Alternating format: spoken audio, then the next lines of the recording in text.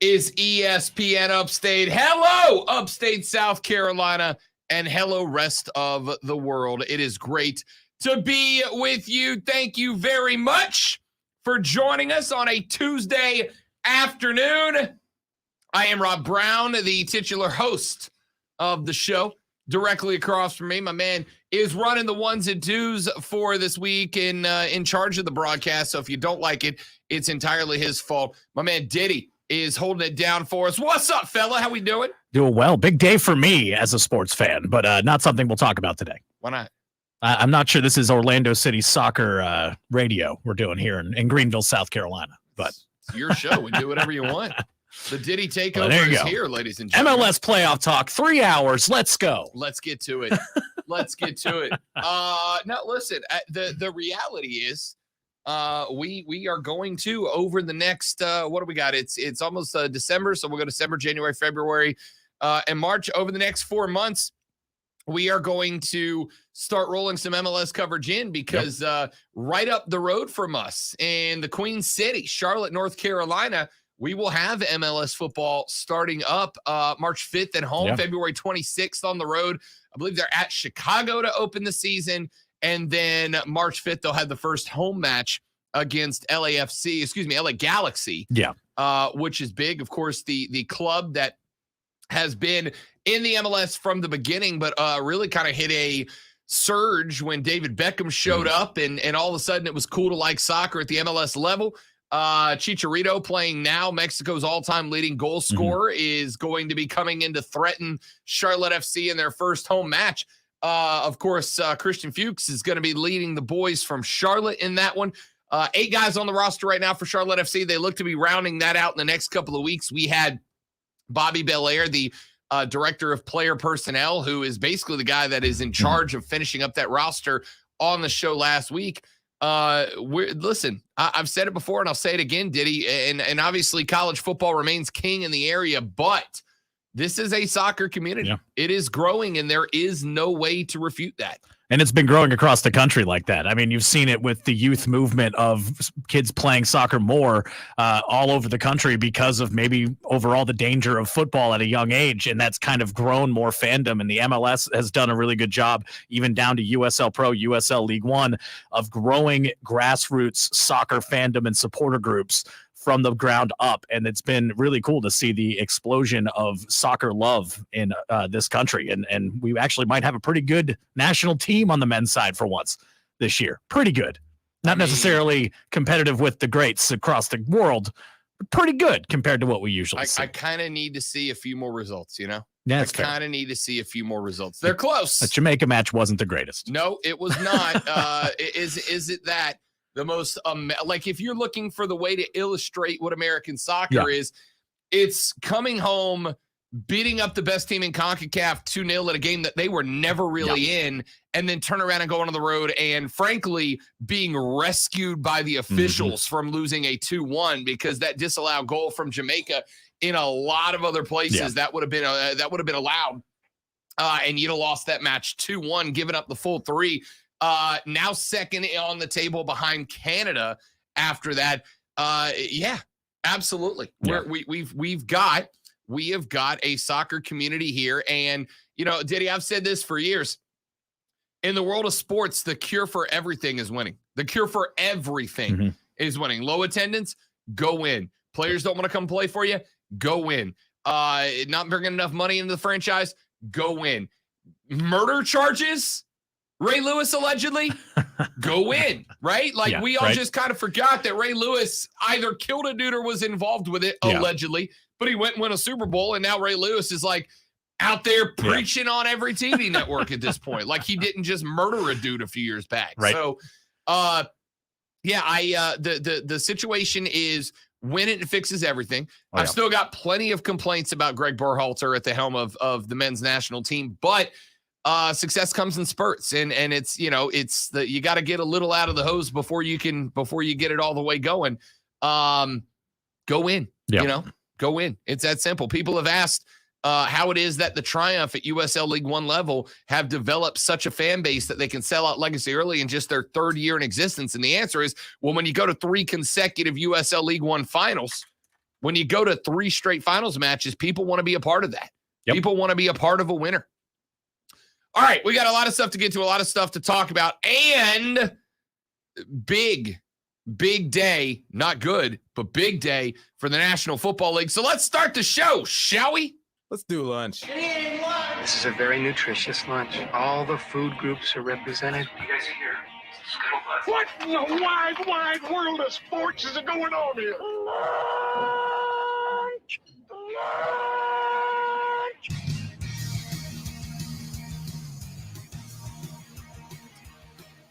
It is the lunch breakdown of 3 things you have to know before we go start talking sports with our friends, family, coworker, or the dog, whoever you spend your lunch break with. These will be the items du jour, the things that you need to know to talk about around the lunch table. So let's start off with item number 1 on the lunch breakdown today. 2 big stories coming out of the National Football League today. Neither one of them to do with anything on the field, but they're big enough that I think they need to be discussed. We have kept an eye, obviously, on the situation that has been playing out with the NFL's investigation into the Washington football team and Dan Snyder. Remember, a handful of emails got made public a couple of weeks back. It cost John Gruden his job. There is the potential for a big lawsuit coming down the pipe there. But through the release of that investigation, we have since learned that there are tens of thousands of emails out there, tens of thousands of emails regarding that investigation. Now, my sneaky suspicion is that the best possible case is that a few dozen of them have anything in them that is compelling to a listening audience. Probably of the, 55,000 emails, 60,000 emails, probably 54,500 of them are nothing. Probably another 450 are, interesting if you're deep into the legal field, and probably about 10 of them are compelling to a casual fan or the radio audience out there in radio land. But the NFL has done their damnedest to keep them under wraps and keep them from seeing the light of day. Well, yesterday, via the Wall Street Journal, the U.S. House Oversight and Reform Committee has pushed back on the NFL and disputes the NFL's contention that one or more legal privileges attached to documents and other information the committee has requested from the league regarding that 10-month probe into workplace misconduct into the franchise owned and operated by Daniel Snyder. A spokesperson for the committee told the Wall Street Journal, quote, "The NFL has no valid basis to withhold the documents the committee is seeking. We expect the league to honor the commitment made by the commissioner and fully comply with the committee's request." When responding, I'm sorry, I said 60,000, did he?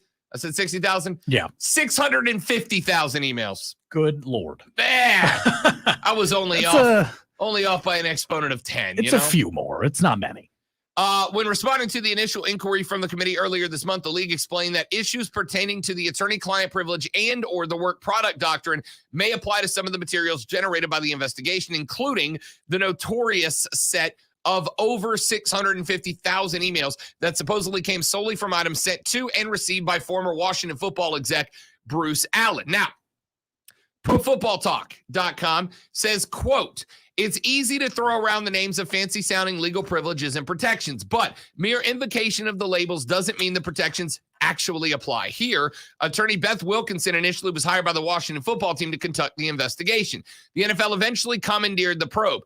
Who is the client in a situation like this, and at what point, if any, do Wilkinson's conclusions or recommendations become the kind of legal advice that cannot be invaded? Those are important questions that could potentially show that there are no actual issues of attorney-client privilege involving these materials. The work product doctrine is a more slippery concept arising largely from the notion that documents and reports generated by a lawyer, while not specifically communicating advice to a client, may include mental impressions that should not be revealed. In this case, Wilkinson was instructed not to create a report, which surely would have embodied many different impressions as to the relevant facts or credibility of witnesses. If Wilkinson and or her staff have generated notes, memos, or other documents that assess whether and to what extent witnesses are or are not telling the truth, perhaps the work product doctrine applies. That said, Neither privilege presumably applies to the Bruce Allen emails. The NFL already has conceded that these documents fall beyond the scope of the investigation. The question then becomes whether personal or private communications between Allen and others should be fair game. Frankly, they have already become fair game for whoever leaked the email sent by former Raiders coach John Gruden. There should be no reasonable expectation of privacy for any emails sent to or from an official Washington football team account. Everything should be disclosed to the committee, end quote. That's what Pro Football Talk had to say. So I am intrigued. I am intrigued to see what comes of this, Diddy. I'm intrigued to see what comes out of this. The legal protections the NFL here is claiming, and I am not a lawyer, nor did I stay at a Holiday Inn Express last night. The legal protections that the NFL is claiming here would prevent them from turning over the documents. I have read from a number of attorneys on my social media feed, take that with a full shaker full of salt. Yeah. That those protections don't apply here. That those protections would not apply. That being said, I'm not a big fan, and this is going to shock some of you guys out there, not a big fan of the government getting directly involved into the affairs of a private business. And at the end of the day, the NFL is, even though we're all fans of it, a private business. I'm not a big fan of the government putting their fingers into the personal, the business matters of a private entity. That being said, there are some levels that that most of us agree it has to, right? For instance, enforcement of the Americans, the Disability Act, the Americans with Disabilities Act. That's enforced by the government. And it's something that they say, hey, look, you got to provide access to everybody. You've got to make sure that there are wheelchair ramps and hand washing stations that those with wheelchairs would be able to reach, that they'd be able to get into the business, et cetera. And I think for the most part, not everybody does, but for the most part, the majority of us agree that sometimes that's a good thing. If there is this toxic culture that is being swept under the rug by the NFL, of a situation where owners are effectively pimping out to the point of near, if not actual, sexual assault of female employees, that's a problem. Yeah. That's a problem. And I don't know that it is a problem that can be dealt with by fans. And if the NFL is indeed sweeping this under the rug, then somebody with some authority has to step in and do something. And it hasn't happened yet. But at the same time, I don't want to open a door where the federal government, hell, even local or state government, can start dropping their fingers into any business that somebody says, oh, those people are doing this thing. With no evidence, they just say these people are being discriminatory or harassing people or acting inappropriately, and we can just pry open the cabinets of any business that we like to start going through their stuff. It's a very sticky situation the NFL and the House Oversight Committee are going to have to navigate now in order to fix the problem, but without opening any doors and setting any precedent that could really start to create an issue nationally for private businesses really everywhere. Yeah, and that's the slippery slope, is setting a precedent that can be exploited. Yeah. And you don't want to see that happen. The problem is it seems like the NFL kind of opened the door themselves by using this to get Gruden. So they said, oh, well, these are important for this reason, but also don't look at the rest. And it seems a little suspicious, and it puts people on a stand that they're saying, well, we want answers for this. And people are still pushing for, hey, why isn't this getting taken care of? And unfortunately, it had to go all the way up to Congress, which does, in my opinion as well, seem ridiculous. The other problem you have here, Diddy, because you're spot on, but the problem we have is we don't know who released the John Gruden emails, right? There is the possibility that the NFL is the one that leaked those emails because it is known now that Roger Goodell did not like John Gruden, specifically because what was in the emails and other comments that John Gruden made. Roger Goodell has a gay brother, and he takes these things very, very seriously, very, very seriously. So it is absolutely possible that the National Football League themselves release the emails. It's also very possible that somebody within the Raiders organization who didn't like him, or the Washington football team organization, or somebody from inside sent it to one of the cheer. I mean, we don't know who released it, and that's the problem. This is one of those situations where the consequences from the John Gruden email were adequate and correct for the situation revolving around John Gruden, but via a bunch of emails that we can't see the rest of them because they are behind the NFL's, deservedly, private server, and that creates an issue. So I don't know. I don't know what comes from that. We're going to circle back around to that later on in the show. Item number 2 on the lunch breakdown. Speaking of the National Football League and courts, we are on the precipice of a big time story that is coming out of the ownership of the Los Angeles Rams as they are in court. A trial is set to begin January 10th between a number of plaintiffs in the St. Louis area and Stan Kroenke, the owner of the LA Rams. There are a number of entities within St. Louis that are suing the ownership of the LA Rams for a number of charges brought against the NFL, its owners, and Kroenke for a breach of contract, fraud, unjust enrichment, and other allegations tied to the Rams' relocation to Los Angeles. This lawsuit has been brewing for a few years now, really since the time that the Rams announced that they were leaving St. Louis to head to LA. So far, in pretty much every ruling that has been handed down in this discussion, and pretty much every ruling that's been handed down in this discussion, the judges, the courts have sided with the plaintiffs, with the folks, and against the National Football League. But what's interesting in this is that when you put all the damages together, you are talking upwards of $1 billion that could be on the line to go from the Rams back to LA. Why is this interesting? Because if the judgment goes to the plaintiffs and there are upwards of $1 billion owed from the Rams back to St. Louis, the NFL itself could be on the hook for this. And that means that the NFL owners themselves could be on the hook for this. And while a lot of people would look back and they would say, hey, what's the big deal with that? It's $1 billion+ a year industry. Yeah, it's going to be a hole in the income of the NFL, but they could take care of it. Here's a lesson my old man taught me when I was a young kid, just, knee-high to a grasshopper, did he? Rich people don't get rich by giving away money. No, they don't. They absolutely don't. They Rich don't tip people either. Correct. Because at the end of the day, any money that they are not obligated to separate from, they are not going to. That's how billionaires become billionaires. It's not because they give away and tip well. It's because they hang on to every penny they can hang on to. There is rumors circulating that the National Football League owners as a whole are not big fans of the idea of giving away upwards of $1 billion to St. Louis, money that they will never see again, meaning that there is a possibility this could turn the owners against each other, because there are going to be some owners who say, let's just get it out of the way. There are going to be other owners who say, let's all split this up. And there's going to be other owners that are going to say, screw him, this is on him. And Goodell. And then Goodell's going to say, yeah, but, the money that I have to give comes from y'all. So this is kind of it's your money anyway.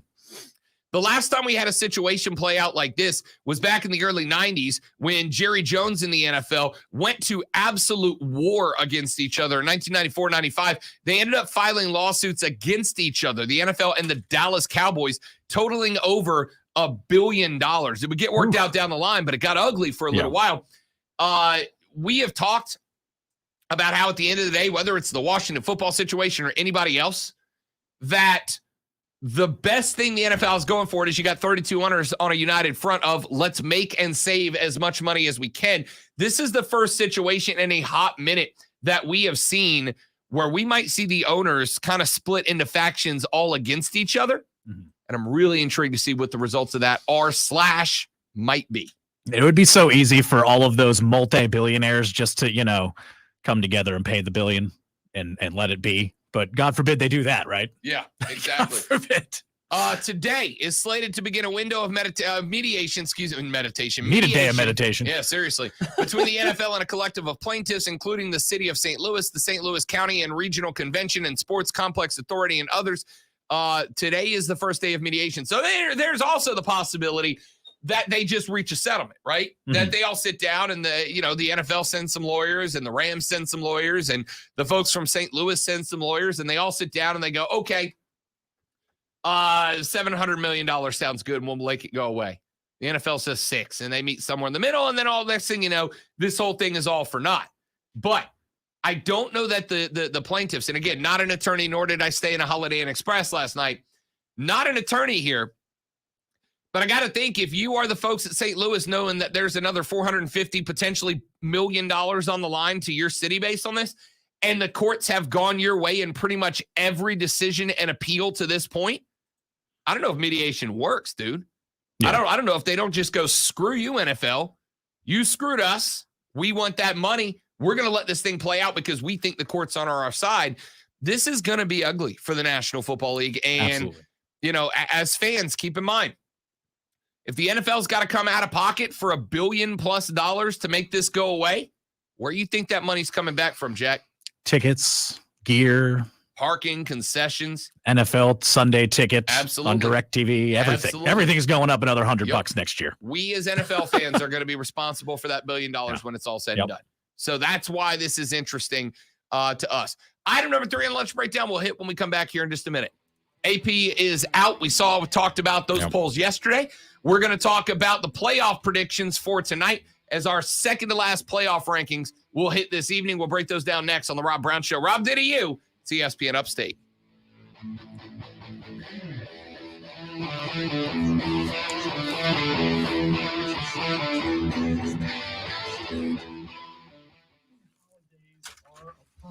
Gotta love an entire segment of getting texts from people in this building. I was trying to focus on both. I got Diesel's asking me to change something, and then I'm texting Mark being like, hey, game promos, no valid rotators. What's going on? I forgot how this works, where I'm doing 25 things. Yep. You fill in for just one day, they never jump on you. But when you hear multiple days in a row, it's like, hey, I need you to do this. Love it. I love it. Feels like I'm back. Like I exist again. I'm getting texts from people that matter in the building. I haven't got texts from Diesel about anything other than a movie in months. I'm one of the team. I'm like one of the ship, one of the Squeak crew. Scolari. I'm on the team.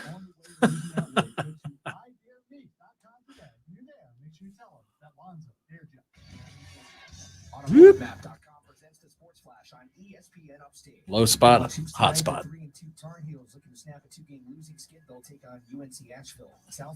I guess careful, Rob. Ray might be listening. I ain't saying nothing that ain't true. Nope. Where'd the white tux go? What happened to the white tuxedo?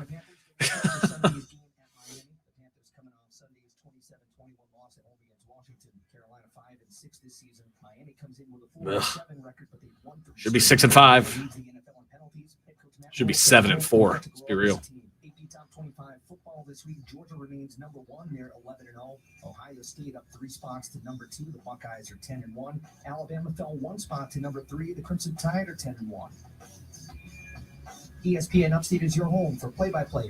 The Rays actually going to pay somebody? Holy crap. 10 years, close to $200 million. Who's this for? Wander. They're actually going to pay young talent to stay a Ray. That's pretty amazing. Joint pain relief doesn't have to mean drugs and surgery. Now there's a better alternative that patients are raving about. John Boy and Billy here for our friends at QC Kinetics, local medical professionals that use natural biologic treatments, highly concentrated healing properties from your own body put directly into the affected joint, restoring and repairing damaged tissue the way your body was designed to heal. If you're tired of the Band-Aid solutions like drugs and steroids and you really want to avoid surgery, you need to check out QC Kinetics. When John Boy and Billy ads start talking to me personally, I feel really old.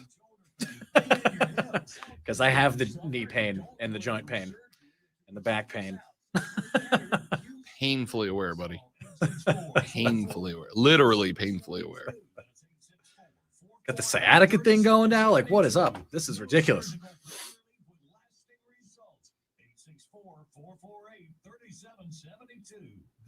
People are always like, just get out and walk. I'm like, when? It's like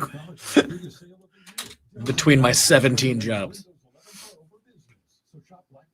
I walk from my car into bars all the time. Servers, storage, monitors, and more. Speak to a Dell Technologies advisor at 877-ASK-DELL. The Upstate Holiday Light Show opens Thanksgiving night at Greenville Pickett Speedway. Drive through a nighttime Christmas wonderland as 32 million colors set the sky ablaze, synchronized to the music of holiday classics. UpstateLight.com. Paid for by the U.S. Department of Health and Human Services. Hey parents, good news. Kids ages 5 to 11 are eligible for a COVID vaccine. Your future CEOs, artists, innovators, and more eligible for a vaccine that can help protect their future. Find vaccines near you at vaccines.gov. Paid for by the U.S. Department of Health and Human Services.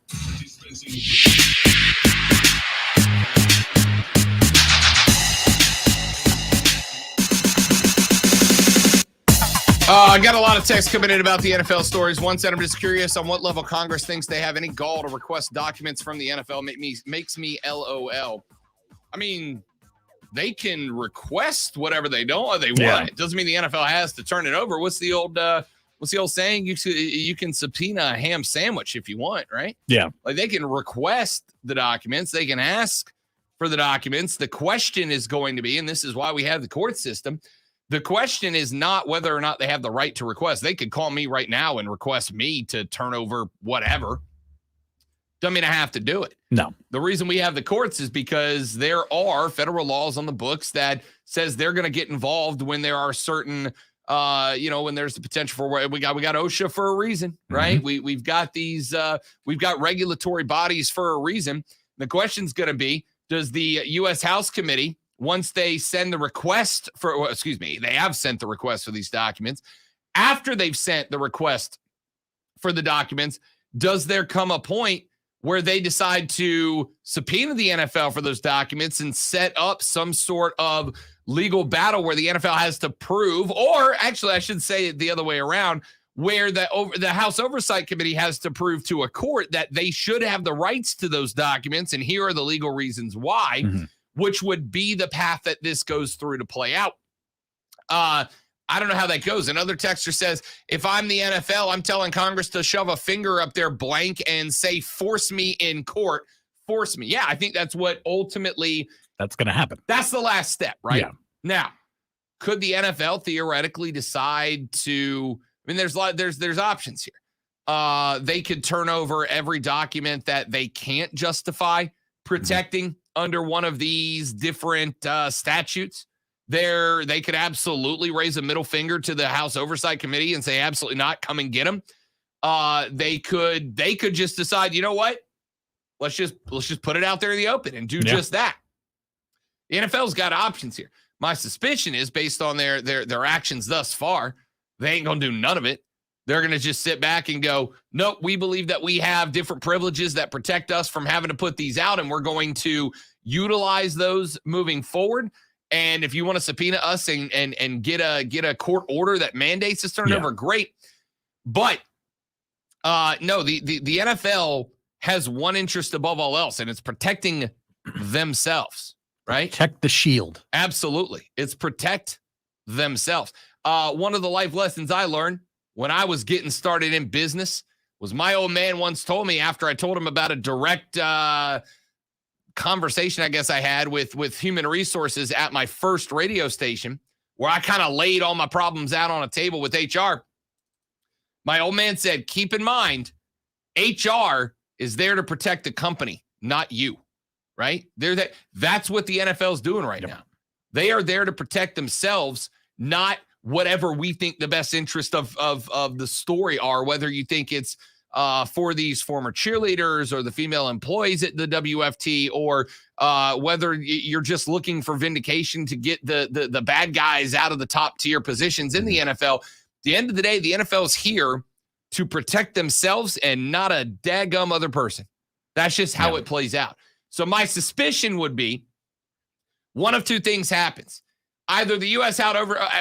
House Oversight Committee for, what was it, for regulation and change, or whatever the official title was, either they look and they go, you know what, we just don't have the firepower to go after the NFL and get through the hordes of lawyers that they're going to throw at us, or they're going to go, nope, after the John Gruden emails came out, we know that there are other bad people in this organization. We want to go get them, and they will start enacting their own lawyer team, subpoena the NFL for those records. If the NFL fails to provide them, then it'll go to court to see if the House Oversight Committee has the right to go through those 650,000 emails. And I'll tell you the truth, Diddy, I don't know who wins that fight.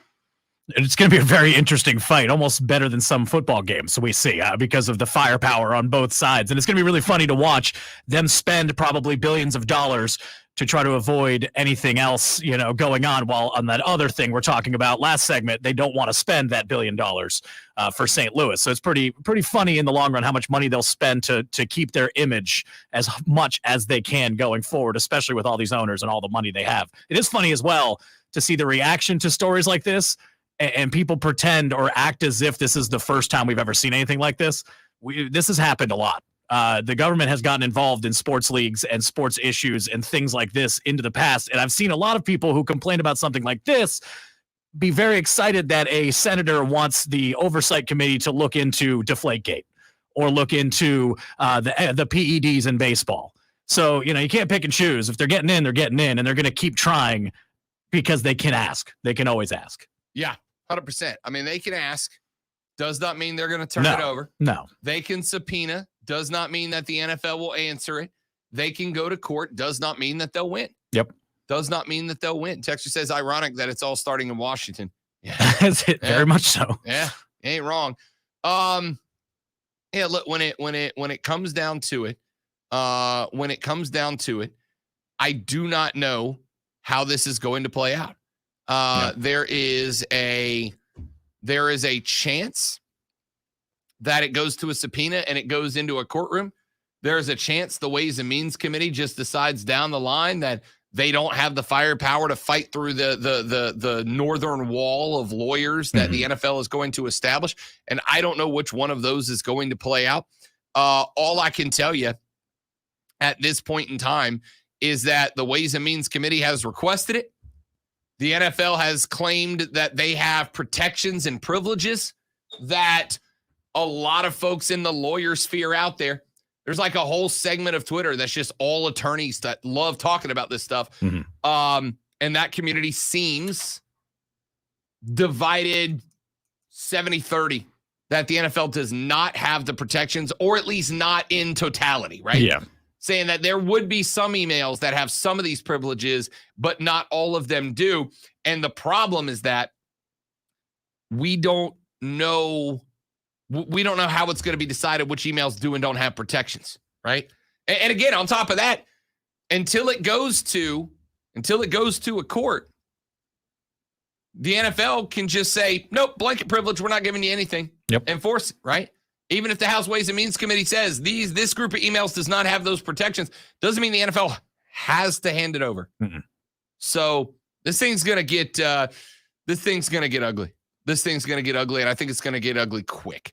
All right, 844-477-3776, 844-GSP-ESPN. Text us on the Ingles Market text line at 71307, Start your text with ESPN so we can read them on the air. Let's take a break. When we come back, we told you a minute ago we're going to spend some time getting ready for our playoff predictions, our playoff ranking predictions from the College Football Playoff Ranking Committee. Diddy and I will tell you who we think are in the top 4 when we come back on the Rob Brown Show and ESPN Upstate.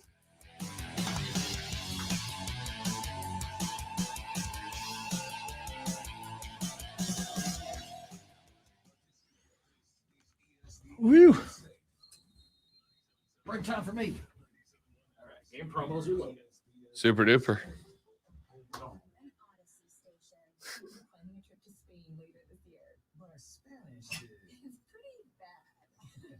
When you learn a language, you want to actually use it. Babbel is designed with that goal in mind. Babbel's conversation-based method teaches you real-life words and phrases. And with Babbel's interactive, bite-sized lessons, you'll remember what you learned. ¿Cómo te llamas? ¿Cómo te llamas? ¿De dónde eres? ¿De dónde eres? No matter your learning style or experience level, Babbel has lessons designed for you that will get you speaking quickly and confidently. I tried learning Spanish before, but I couldn't stick with it until I found Babbel. There's no easier way to learn another language. Ahora hablamos español. He just said now he speaks Spanish. I can't wait to use our new language skills on our upcoming adventures. Babbel, language for life. Celebrating 10 million subscriptions sold. Now try Babbel for free at Babbel.com. Just go to Babbel.com and start learning a new language today. That's Babbel.com. Babbel.com. By the way, if there's anybody watching on a secondary stream source, so if you clicked on this link from my personal Facebook page or any of the ones that have been shared, so like my personal Facebook page, Diddy's Twitter, etc., and you leave a comment, it will not show up in our comment box. The easiest thing to do, since I've been asked a couple times, is go to Facebook.com/ESPN Upstate, Twitter.com/The Rob Brown Show, or search The Rob Brown Show on YouTube. Go into the video from that destination, and then your comments will show up on the thread.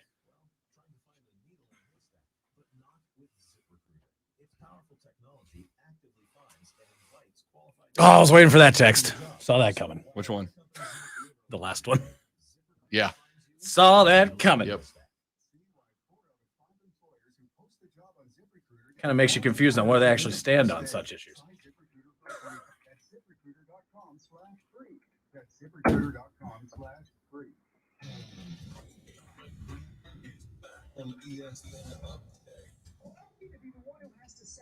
Nothing is more important. Nothing is more important than playing a game. You have a game. Don't tell me Back in a minute. you care about your games if you're telling me you don't. Don't tell me I should get excited about these games if you're telling me you don't. You're not excited. More important to raise the banner. Anyone can raise the banner. We came to watch a game. We came to watch you play. You're the best player. Now again, I don't like doing this when it comes to LeBron, because LeBron traditionally is not load managed. And I get it. It's an unusual season. But at the end of the day, it is just a perfect microcosm of what has gone wrong here. The players have decided the regular season doesn't matter. And with all of the hand-wringing and consternation about what's wrong with going on in the NBA, why is all this and that happening, that's why. Consternation. Greeny's just trying to make sure we all know how smart he is. Got a thesaurus on the desk. And that's from somebody who is routinely referred to as a haughty intellectual by Lonzo.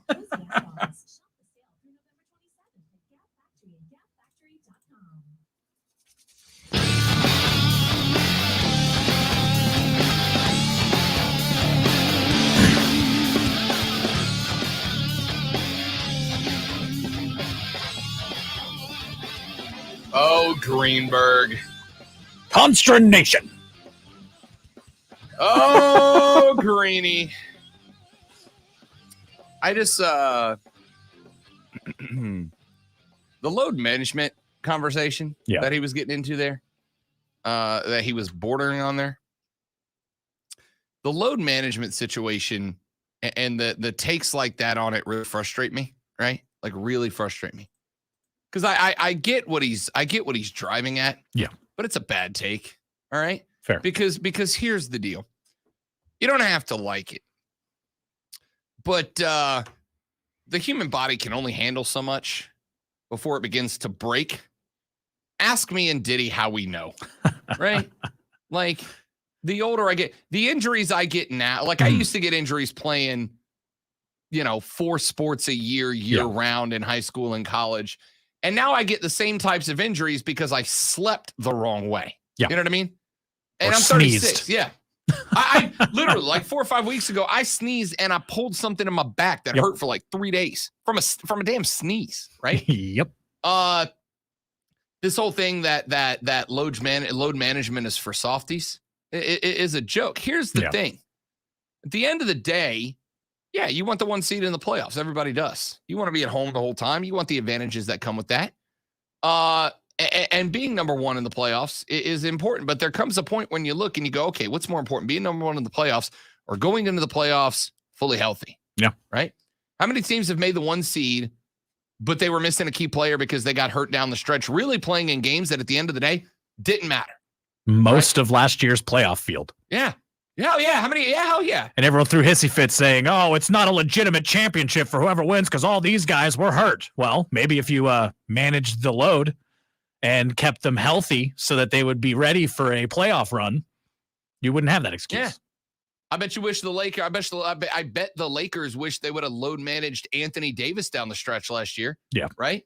But he went out there playing not fully back yet, got himself hurt again, and maybe would have been the difference in the finals last year or in the semifinals last year. Right. Like this whole take on load management makes the regular season not matter. Yeah, no, it doesn't. It still matters. Yeah, you still got to win a certain amount of games to get the seed you need, you know? Like, yeah, of course. If I buy a ticket to watch like when the Lakers come to Charlotte, I'm going up to watch because I've never gotten to see LeBron play in person. And I want to see LeBron play in person. I want to see AD play in person so I can, as a Pelicans fan, or as a Hornets fan / Pelicans fan, so I can boo him relentlessly. All right? Of course I do. But I also understand the basketball players got X amount of regular season games to determine who's what seed in the playoffs. And there comes a point where a game does not matter, but if you throw a dude out there like AD and he pops a knee and you lose it for the playoffs, you are screwed. Yep. So I get it because all of us, like in an ideal world, you just go out there and you gut it out, right? You just tough it out. Macho. Yeah. That's what men do. Rub some dirt on it and get back out there. But I'll tell you, at 36, when I pop my back or I wake up and I got to take 10 minutes to stretch to get my neck to go to the other side because I used one too many pillows last night. Yep. Right? LeBron's my age, dude. He's my age. Yep. And he's still in miraculous shape. But I don't care how good a shape you're in. At some point, like it's incredible. The reason what Tom Brady's doing, as we saw him last night, what he run for like a 14-yard first down last night. Yeah. And I'm sitting on the couch and I'm like dumbfounded. That dude's 44 years old. I'm 36 and I die if I stand up too fast. Yeah. Right? Tom Brady's out there running through the middle of a defense for 14 and a first down. It's remarkable. But football players play 17 games. Basketball players play 80 plus. Yep. And their games come much faster. Back-to-backs. 4 or 5 game road trips where they're traveling literally cross country and back playing games along the way. If you got to sit a dude to make sure his knee doesn't pop, sit the dude so his knee doesn't pop. Yeah. Right? It's one of those things that whenever somebody says load management is for softies, it's one of those things that I hear them in an old man voice go, back in my day. Yeah. Yeah. Well, we ain't back in your day, Grandpa. It's 2021. You know what I mean? Like, it used to be that if your head hurt for 6 or 7 days in a row, you go to the doctor and the doctor would go, you got a demon. We're going to put this leech on your head. Let him suck out some blood and you'll be okay. And now we got magnetic devices that show us a 3D scan of your head to go, oh, it's not a demon. It's a tumor and you're going to die if we don't get it out. Yeah. Right? They can look at these, they can look at these players' bodies in ways they can never do before and go, this guy's got X amount of rest that he requires or that knee's not going to hold up. And if that means you got to sit that dude down so that he's good to go, forget the playoffs. Even if you get into a point down the season where there is a playoff push, where you've got to win 3 of your last 5 to move up a seed, I want those guys, I want to know exactly the situation that I can run a guy, right? It's the same with baseball players. You got like 4 days of rest. Back in my day, they used to play back to back. That's fine. Through 18 innings. But back in your day, we didn't know what Tommy John surgery was. And now it's extending guys' careers 5, 6, 7, 8 years. Yep. Back in your day, pitchers used to pitch 3 years before their arm became literally a noodle because the ligaments were done. And now we go, okay, well, we can literally scan this guy's arm to see what the cartilage looks like and how it's formed and whether there's a weak point in it. Is it deep bruised? Is it strained? And we have found out that I promise you,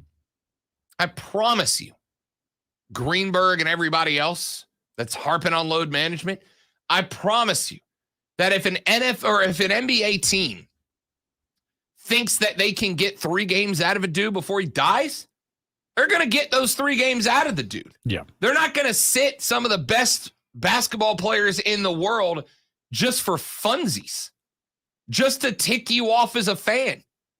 They're not going to sit that guy down just to aggravate you or because, he needs some gut. They're going to sit him down because they know this is the way we're going to get the most out of him.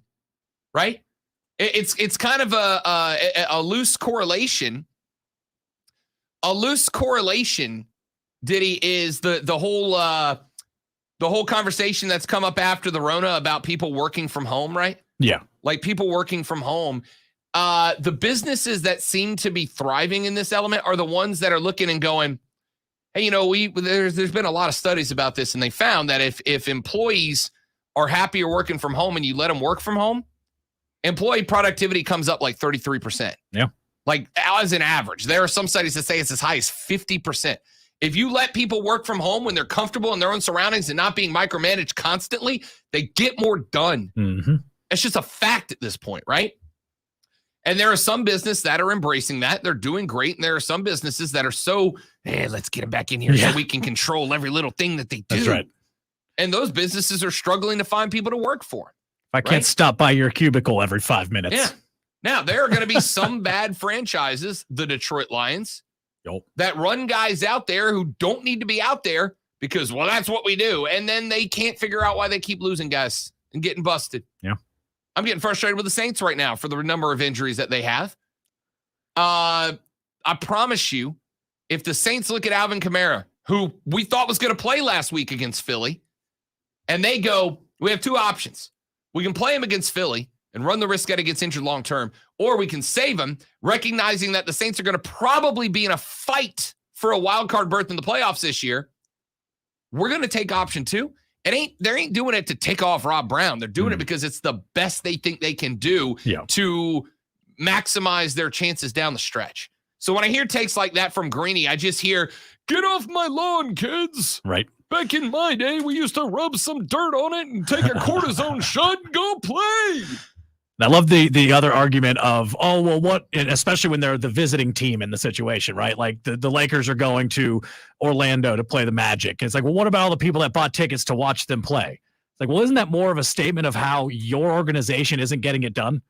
That you're upset that nobody's coming to watch LeBron? Well, if LeBron's not there, shouldn't they be coming to watch the team that they're there to be a fan of? So you maybe fix your franchise and they'll be buying tickets to watch your team, and it wouldn't matter if LeBron takes the night off. Yeah, absolutely. It's that easy. Absolutely. I'm a Lakers fan, and I show up to a game LeBron's not playing because he's load managing, right? Do you think that this means I have a better chance of winning a championship? If the answer is yes, then I'm cool with it. Yeah. Sucks that I bought one ticket for one night and he's not there. If I go up to Charlotte to watch the Lakers play the Hornets and LeBron and AD aren't playing because they're load management, am I to be disappointed? Yeah, because I want to see LeBron play in person. But I also understand that at the end of the day, the Lakers are not setting up a situation.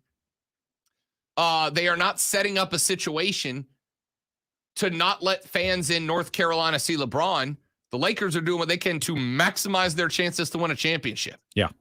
And at the end of the day, if it ticks off Rob Brown and I go, I'm never buying another NBA ticket. First off, yeah, you are. Yeah, you are. Second off, your eyes are more valuable on the TV than they are purchasing one game ticket. Right. And if the Lakers are in the finals, statistically, the number of viewers goes up. I hate it, but it's true. Same. Texas says, I feel like you're misrepresenting the situation. Some players do sit down because they played too many games. Yes. Yeah. To stay fresh for the playoff run. You ever have physical postseason therapy? Yes. Yeah. You know what they do at physical therapy? They don't push you until you break. They give you a handful of exercises and they go, that's enough today. Yeah. Let's let you recuperate. Let's let you get back to rest. Let's let your muscles or your bone or your joint or whatever heal itself. And then 2-3 days, we'll push it again. Yeah. It's not like come back in 3 hours and do it again. Yeah. It's the same situation. It's the same situation, but their whole body in one of the most violent things you can do to your body for a job. If you told me I could load manage and add 2 years to my career when I'm making $1 million a year playing basketball, yeah, I'll take a seat. Absolutely. All right, 844-GSP-ESPN. Let's take a break. Back after this. My name is Rob. Diddy's at the controls. You're listening to The Rob Brown Show on ESPN Upstate.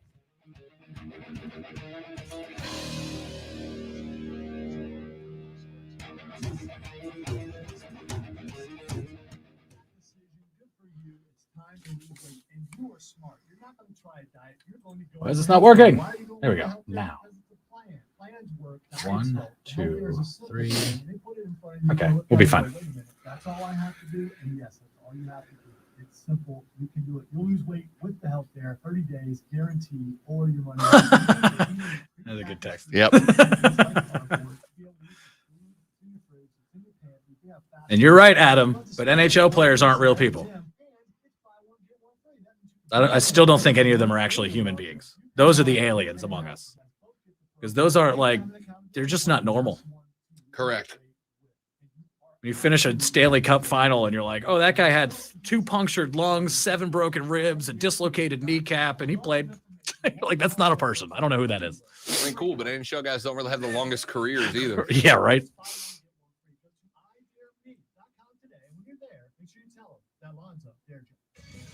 AutomotiveMap.com presents the Sports Flash on ESPN Upstate. AP Top 25 football this week. Georgia remains number 1. They're 11-0. Ohio State up 3 spots to number 2. Why did it? Buckeyes Oh, are my 10-1. goodness. Alabama fell 1 spot to number 3. The Crimson Tide are 10-1.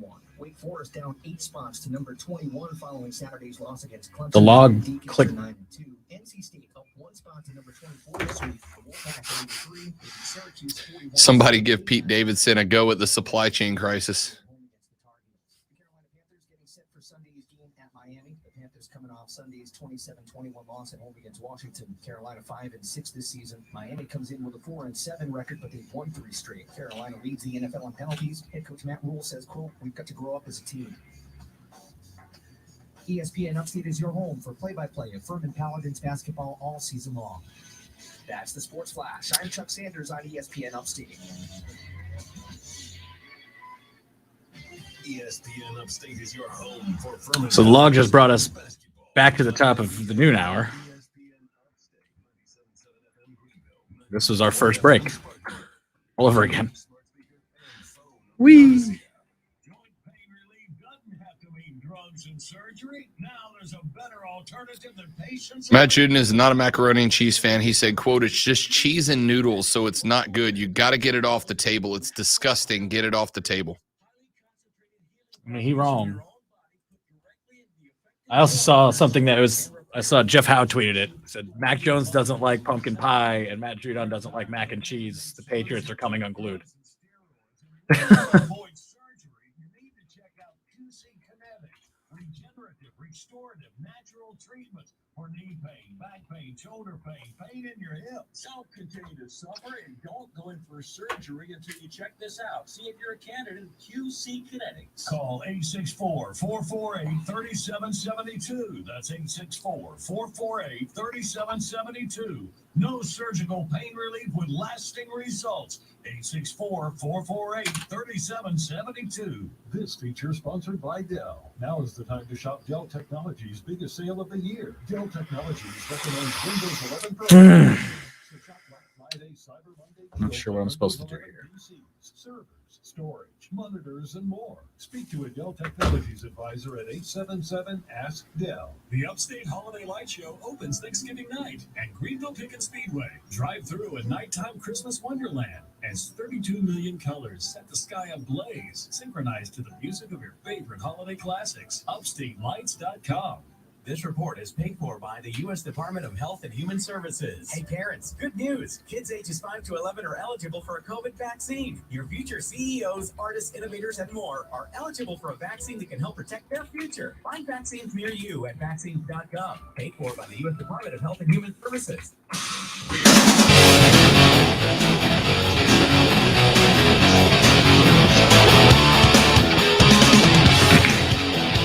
Wrapping up hour number 1 here on the show. Hurricane Jeff texts in and says, "I truly wish that the coaches in the semi-pro league that I was playing baseball in would have load managed me. If they have done that, perhaps I would not have sustained the rotator cuff injury that ended my baseball career prematurely." That happens a lot.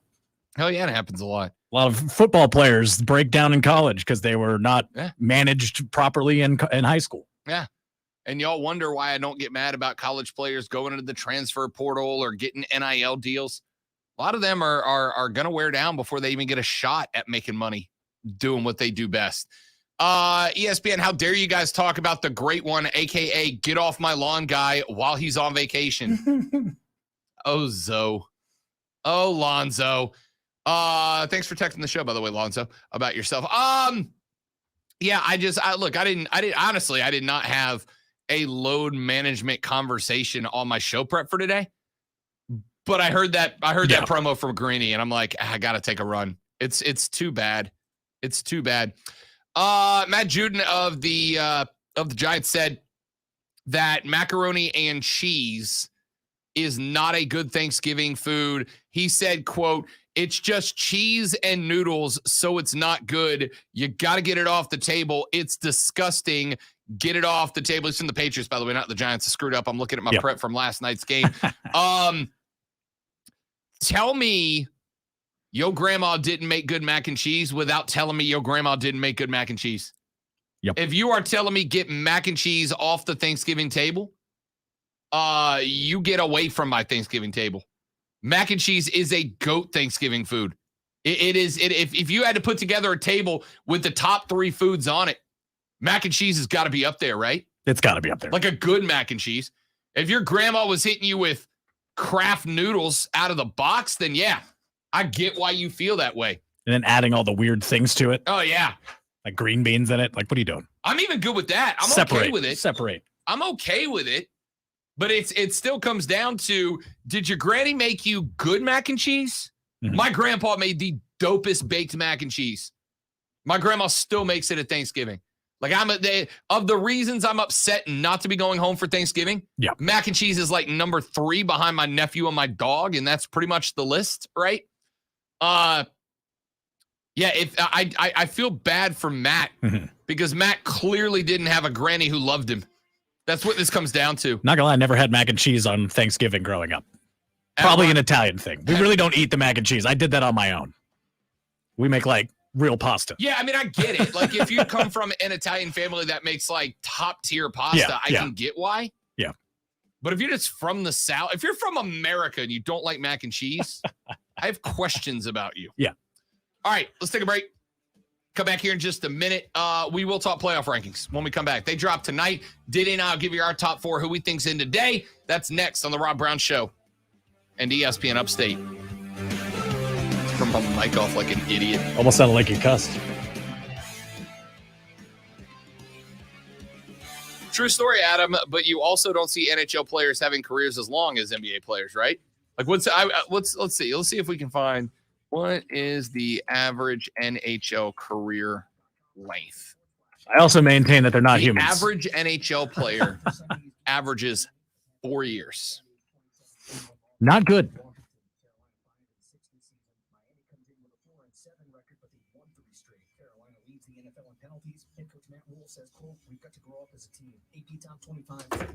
Are there any more set segments I need to put special intros in today, by the way? Yes, at 2:20, we're going to do a segment called Faces and Heels. That's right. Should have a sounder in there.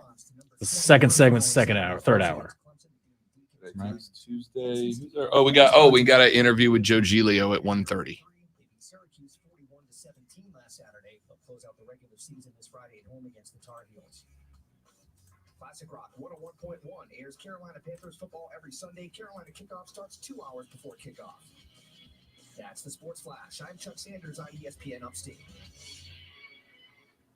Have you heard the Rob Brown Show? Texter says 98 degrees wouldn't even make a top 10 boy band ranking. Glad my listening audience has hot boy band takes. What up, Eric? Eric, happy Tuesday, big dog. Sorry I'm late, boys. Got into the mac and cheese talk because I'm out here making that cheddar. Attaboy. Attaboy, Keegan.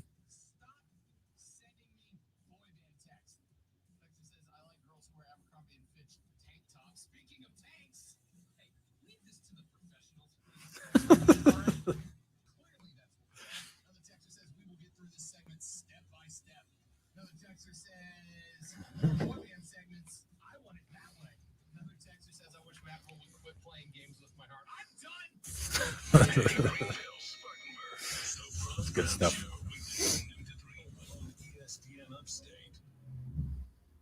I got an email a day after that from a guy that just was ranting. He's like, "You're in a position of privilege and you run this show like it's a circus, and we deserve professional grown-up sports talk, not this idiotic, childish blah blah blah." What is professional grown-up just like- sports talk? I'd like to know. Like, sorry, you don't like having fun. I don't know what to tell you. Special thanks to Upstate SC Heroes Program and Malone Heating and Air. Thanks from ESPN Upstate. It's all a circus, sir. We're covering a circus. Why would it not be a circus? Yeah. Oh, goodness.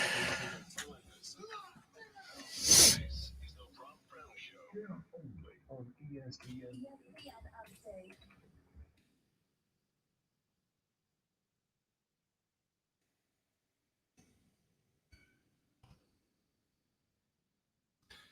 Our numero dos of the Rob Brown Show goes now. This is ESPN Upstate. Hello, Upstate South Carolina. Great to be with you again. I am Rob Brown, directly across from me, Diddy, on the ones and twos, filling in for the great one today. It's great to have you guys. Appreciate you coming out and talking some sports with us. 844-GSP, ESPN, 844-477-3776. Text us on the Ingalls Market text line at 71307, 71307. Start your text with ESPN so we can read them on the air. All right, so our AP poll is out. We saw the University of Alabama drop down on the AP poll. Georgia still sits at number 1. They've got all 62 first place votes. Ohio State jumps up 3 spots in the AP poll, all the way up to number 2. When it's all said and done, Alabama falls a spot back to number 3. And in the AP poll, Cincinnati in a playoff position at number 4. They fall down 1 spot. Notre Dame jumps up to 5. They leapfrog Michigan, who sits at 6. Oklahoma State, the Cowboys, jump up a pair of spots to 7. Ole Miss, Baylor, and now the 10-1 Oklahoma Boomer Sooners round out the top 10. Coming up this weekend, Georgia's at Georgia Tech. Don't suspect they'll have much of a problem laying it down in the ATL. Ohio State at Michigan, which 4 days ago I think looked like a hell of a game. But after what Ohio State did to Michigan State this weekend and the fact that Michigan State beat Michigan, remember, don't trust the transitive property of football. All right? Very A true. beats B, B beats C does not mean that A beats C. That's not how the game works. But the fact that Michigan State was a close one and then Ohio State blew the doors off of Sparty lends me to think Ohio State's probably okay this weekend. Number 3, Alabama is at Auburn. That one's interesting to me, Diddy, because, look, Alabama's had some close games this year. They lost to A&M. They had a close one against a bad Florida team. Both Mississippi teams hung in with Alabama for a good chunk of the game. This Auburn team, with Tank Bigsby at the running back position, can run the football. All right, we saw that against South Carolina. That's the only thing Auburn did really well was to run the hell out of the football with Tank Bigsby. Auburn's going to try to keep this thing on the ground, but remember, Auburn's got nothing else to live for at this point. Nothing else to live for at this point except ruining Alabama. This one might be closer than people think it's going to be. Yeah, and it's one of those rivalry games that you never know what's going to happen. We've seen it go completely different than we expected with one of these teams not being great and the other one being great, which typically would be how it is now with Alabama the Great. And something crazy happens. This is the week of craziness. That's why we love rivalry weekend, because really it's all up in the air.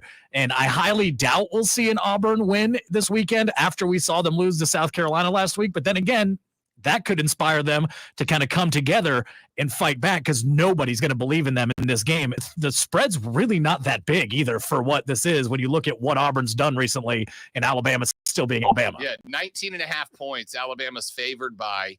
But keep in mind, that was the same number that Florida was favored over South Carolina to the T. Alabama was favored over Arkansas by 22.5 this weekend, and it was a one-score game. Yeah. All right. 1-score game. And this is in Opelika, Alabama. This is at Auburn. This is on the Plains. So that one's interesting. You got Cincinnati at ECU. They theoretically should be fine. I don't see them losing to the Pirates. ECU is not great. 7-4 overall. They're 5-2 in the AAC. The only question Cincinnati has to answer, here's the thing, and this is what's killed Cincinnati this year, right? When we talk about Cincinnati getting locked out, what's killed Cincinnati is just the fact that style points haven't been there for them. Up until last week, the last, 3-4 games in a row, Cincinnati was skating by teams that they should have been blowing out by 40, and they were skating by them by 1.5 scores. Cincinnati knows at this point, and especially if the playoff rankings drop tonight, they're at number 5 still, as a lot of us think they will be. They're number 5. Cincinnati knows they need to win their last 2 games by 45. Yep. They need to go blow the doors off some people. I think if Cincinnati took all the games down the roster, that they had close ones against teams they have no business having had close ones against, they might be at number 4, right? They started the year with that 24-13 win over Notre Dame, but they went out and beat Navy by 7. They beat Tulsa by 8. They beat Tulane 31-12, but they piled on some at the end. It looked closer than that. They blew out SMU, and by the way, SMU was a top 25 team 3 or 4 weeks ago. So that's 48-14 is a good win, but they got to do it against East Carolina. By the way, last game on the regular season schedule for Cincinnati, so their last chance to pick up some style points. Notre Dame is at Stanford, which ordinarily wouldn't be a big deal, but keep in mind, Stanford's the team that beat Oregon. Oregon would have been number 2 behind Georgia earlier in the year. Of course, they went out and got, how about the Utes? The Utah Utes knocking off Oregon this weekend. America's Utes. They go out there and knock off the Ducks. Notre Dame now at number 5. They're on the road at Stanford. Stanford's got a quality win over that Oregon team. That's a quality win after Oregon beat Ohio State. If Notre Dame goes out there and can dog walk Stanford, and by the way, the Irish have looked good the last few weeks, like real good. If Notre Dame can go cakewalk over Stanford, Notre Dame's going to jump Cincinnati even with the head-to-head loss, right? Yep. Especially unless Cincinnati beats ECU by like 50. If it's anything less than like 32, 33, Notre Dame's going to jump Cincinnati this weekend. And let's not overlook the championship weekend where Cincinnati's going to have to play Houston, who is 10-1 and very good. Yeah. So they've struggled with some of these American athletic teams that they should have basically boat raced every one of them. And now you're going to play the best team in your conference for that championship in 2 weeks. So if they do, not stumble this week, does not mean they won't stumble next week. Yeah, Houston number 19 in the AP poll right now at 10-1. They've got UConn this weekend.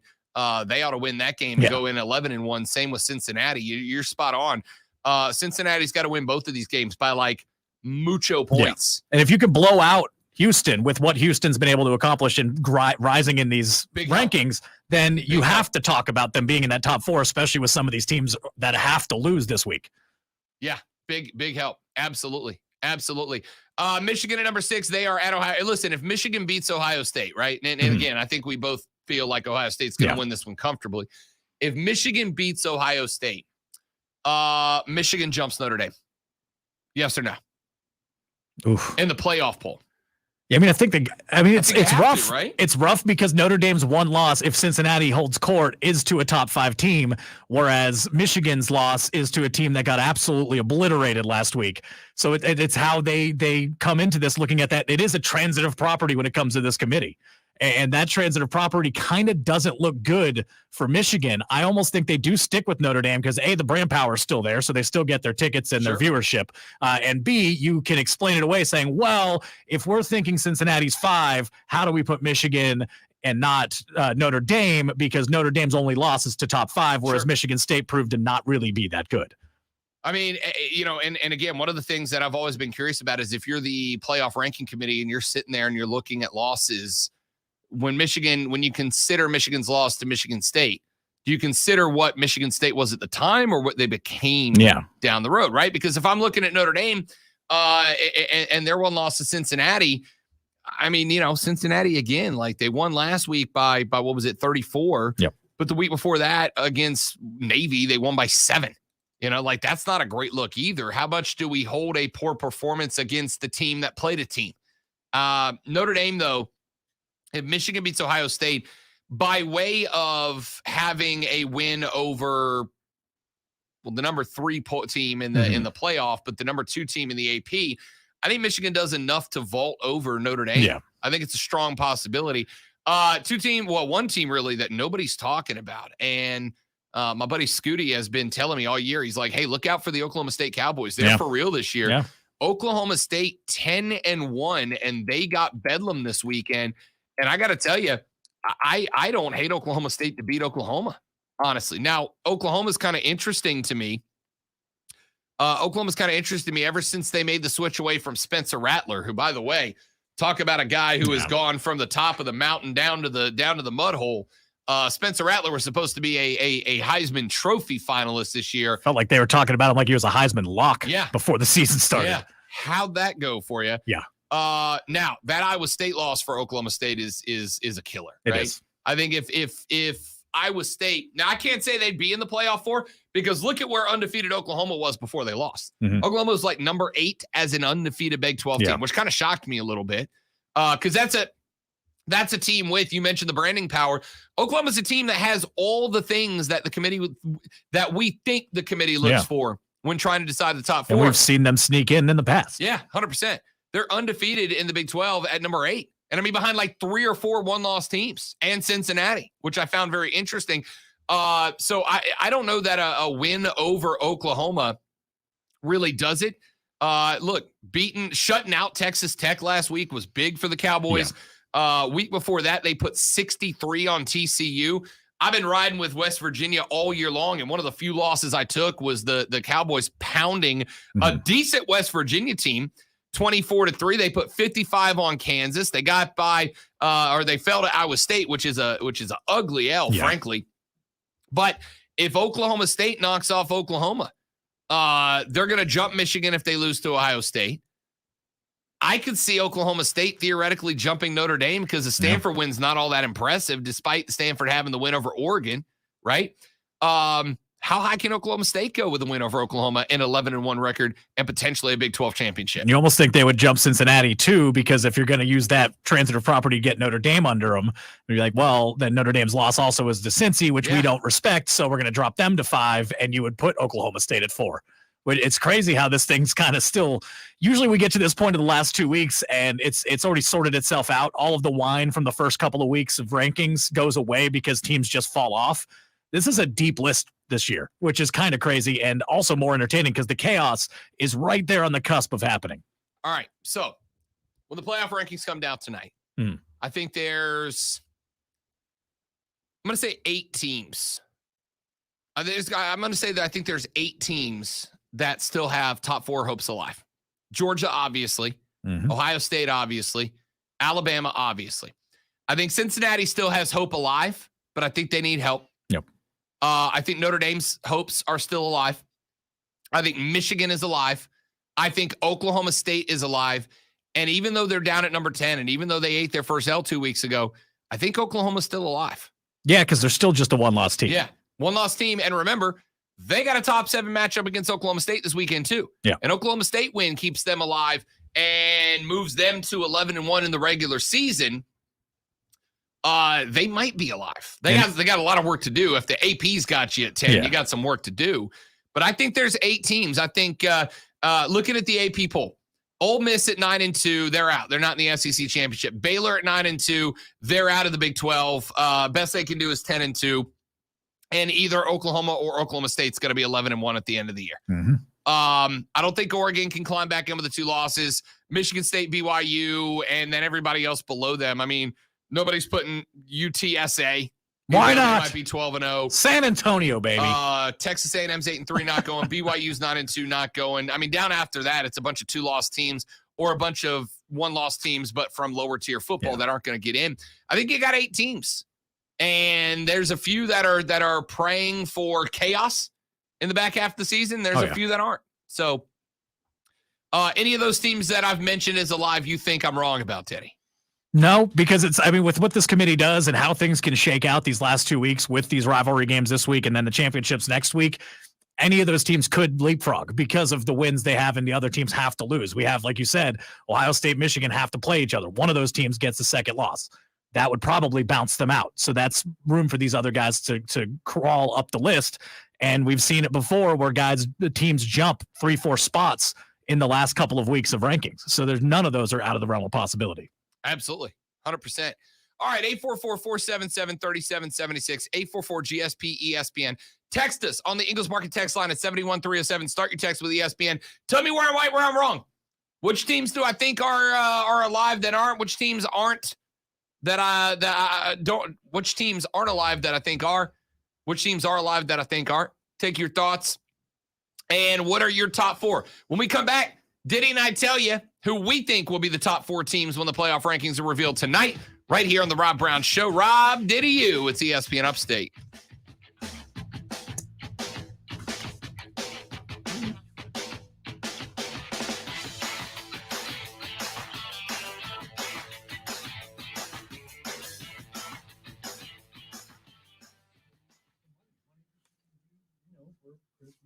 Or just for yourself, it's called the health there. Now you're saying, Alonzo, how will I save money with the health there? Well, a couple ways. The first way is by putting away the type 2 diabetes medication, high blood pressure, high cholesterol, gout, all things related to being overweight. You're going to be able to get rid of all those medications. The restroom, You don't have to pay for them anymore. You go save money that way. So we have him next segment, not this one, right? Not this one, but next one. Heard. Heard. You're gonna look good. You're gonna lose weight in 30 days, guaranteed, or your money back. You won't have to wait for any pre-packaged food to come in the mail or drink some nasty, disgusting steak. All you got to do is go to idareme.com, fill out some information, and one of the healthcare coaches will bring you. I think the committee should take the week off for Thanksgiving and just copy and paste the AP poll. That's my thoughts, by the way, in case you guys were wondering.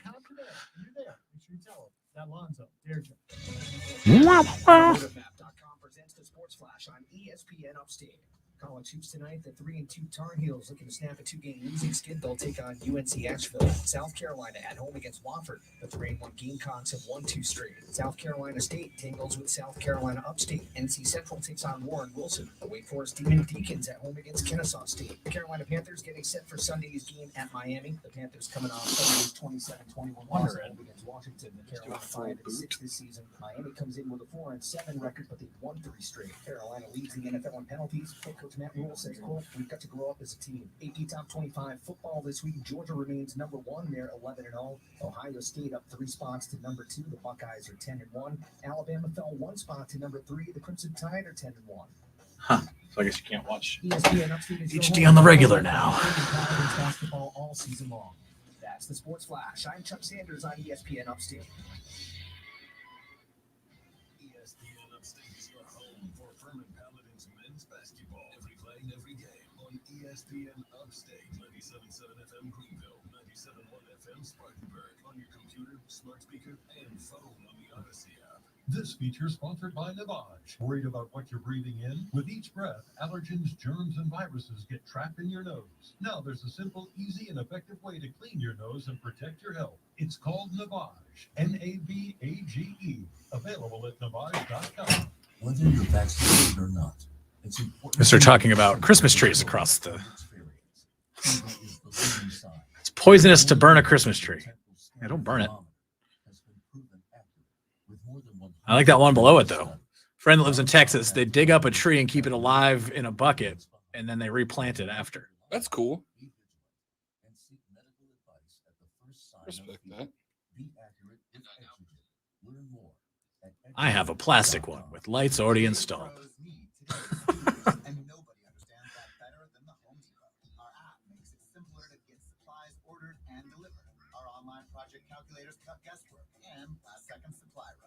Job site delivery puts what you need where and when you need it. And rental puts the right equipment in your hands, but not your overhead. That's how today's pros get more done. New tech, new tools, old-fashioned hard work. The Home Depot, how doers get more done. Agreed, Eric. Fake tree life.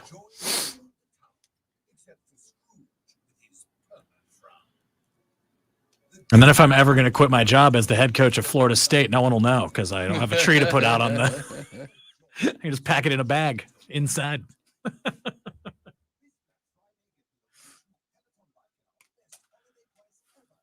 Maybe one of my favorite moments ever. He's definitely leaving. He already put his tree on the curb.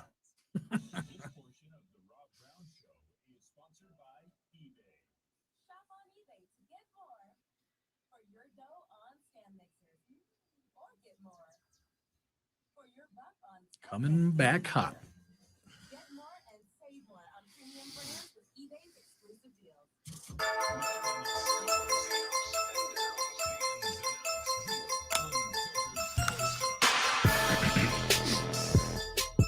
All right, playoff rankings coming out tonight, and no doubt Georgia's going to be the number one team in the country. I don't think anybody's going to dispute that. But we may have a little controversy at number 2. The AP poll bumps Alabama after a shootout win over Arkansas. The AP poll dumps them behind Ohio State, who absolutely wrecked a top 10 team, and Michigan State. Now, I will tell you that there are a lot of folks, a lot of people who said before that game that Michigan State was a fraud and was going to get showed out. Yep. A lot of folks said Michigan State was a fraud and was going to get showed out. Look, I don't know if they were a fraud or if Ohio State's that good or some combination of both. Ain't no doubt Ohio State's really good right now. CJ Stroud has figured it out and put it together. Ryan Day has figured out the identity of that offense, and they have just been rolling for the past couple of weeks. Ain't no doubt about that either. But the question here is going to become, do you flip-flop? Not that it's really huge at the end of the day, because they are going to play each other one way or the other. Yeah. We just don't know, who's going to be home and away at the neutral site bowl game they played in. But, it's a little bit of controversy, and it does kind of talk about the added influence that other teams may be looking to settle towards the end of the season, because those couple of points matter. But Alabama and Ohio State will be 2 and 3. In which order? Not 100% sure. Remember, the playoff ranking committee, in my opinion, is very hesitant to move teams up and down without a direct L to connect to it, because they like to say they were right from the beginning, whether they were or weren't. I got to think, Diddy, we're going to see Georgia 1, Alabama stays at 2, Ohio State is at 3, but it's not a definite. I mean, what Ohio State did this weekend, again, whether Michigan State was a fraud or not, dropping 49.5 and playing your backups in the second half, that's a style point all its own, man.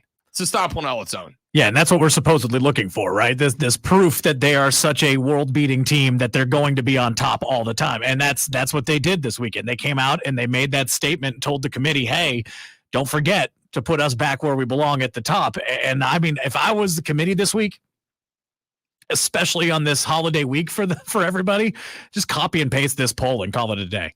I think this poll's fine, to be honest. This AP poll is right where I would have it. And it doesn't mean that Ohio State will end up above Alabama, because if Alabama beats Georgia in the SEC championship game next week, they probably jump them back. And then we're still not sure what's going to happen this week against Michigan. But if you're going by week to week, where we stand right now and what we saw this weekend as they tell us they're supposedly doing, I think you have to have Ohio State at number 2.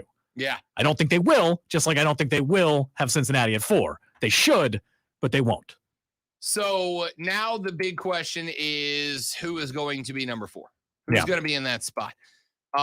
Notre Dame has looked significantly better since their loss to Cincinnati and seemed to be heating up. Of course, Cincinnati has not lost a game, and they finally put it together last weekend.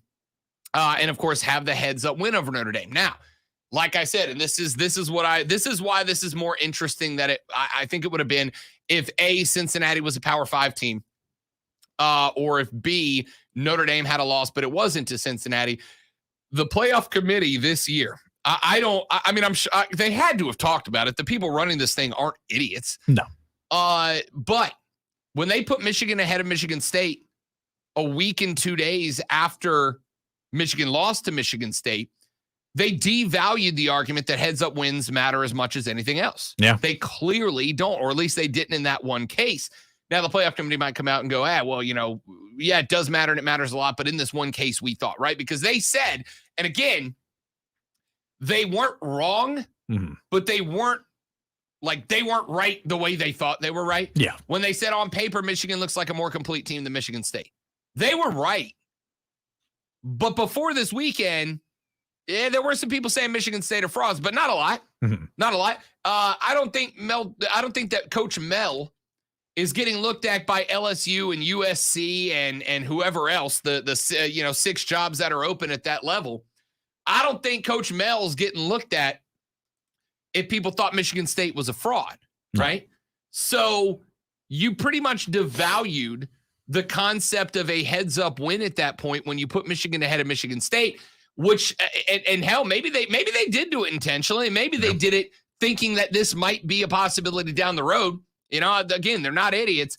Maybe they devalued the heads-up win to justify moving Notre Dame ahead of Cincinnati into the number 4 spot and saying, well, on paper, even though they lost to them weeks ago, on paper, Notre Dame looks more like a complete team on paper than Cincinnati does. So we valued that more than we valued the heads-up win. And because of what they did to Michigan State 2 weeks ago, now they can go, and we have precedent for that. We've already done that once. So it's not like we're just making something up as we go. Maybe they gave themselves, maybe we didn't recognize it at the time, but they were building in an escape hatch that we didn't know they were going to have to use later. Yeah, and for the conspiracy theorist out there, maybe it's also to get some ratings going for this weekend and get Michigan above both Cincinnati and Notre Dame for a 1 versus 4 matchup. Yeah. Between Ohio State, or 2 versus 4 matchup, excuse me, for Ohio State and Michigan for the playoff. You know, and that's, who knows? It could be something like that, because you could easily use that same logic and say, well, because we don't respect Cincinnati as a Power 5 team, since they're not one, we also don't respect Notre Dame over Michigan because they lost to a Group of 5 team. Therefore, Michigan's 4. Yeah. And are they? I know. They may very well have been. And really, I mean, they're playing chess while we're playing checkers in this case. If this is the case, I'm not saying it is. I'm saying it's a possibility. They may have been playing chess while we were playing checkers, and by putting Michigan ahead of Michigan State, despite losing that game, basically built in an escape hatch for this exact situation where now they can go, wait. We already showed you once that we take on paper as seriously, if not more seriously, than a heads-up victory when we move Michigan ahead of Michigan State. And then stumble backwards into a pile of gold by having Michigan State get rocked by Ohio State this weekend. How much different does that? If Michigan State, and again, talking hypotheticals here, it doesn't matter. Michigan State loses to Ohio State. Now they're in a world of hurt. Yeah. But I think everybody saw Ohio State looking like a better team than Michigan State, even if they were ranked in the top 5 at the time.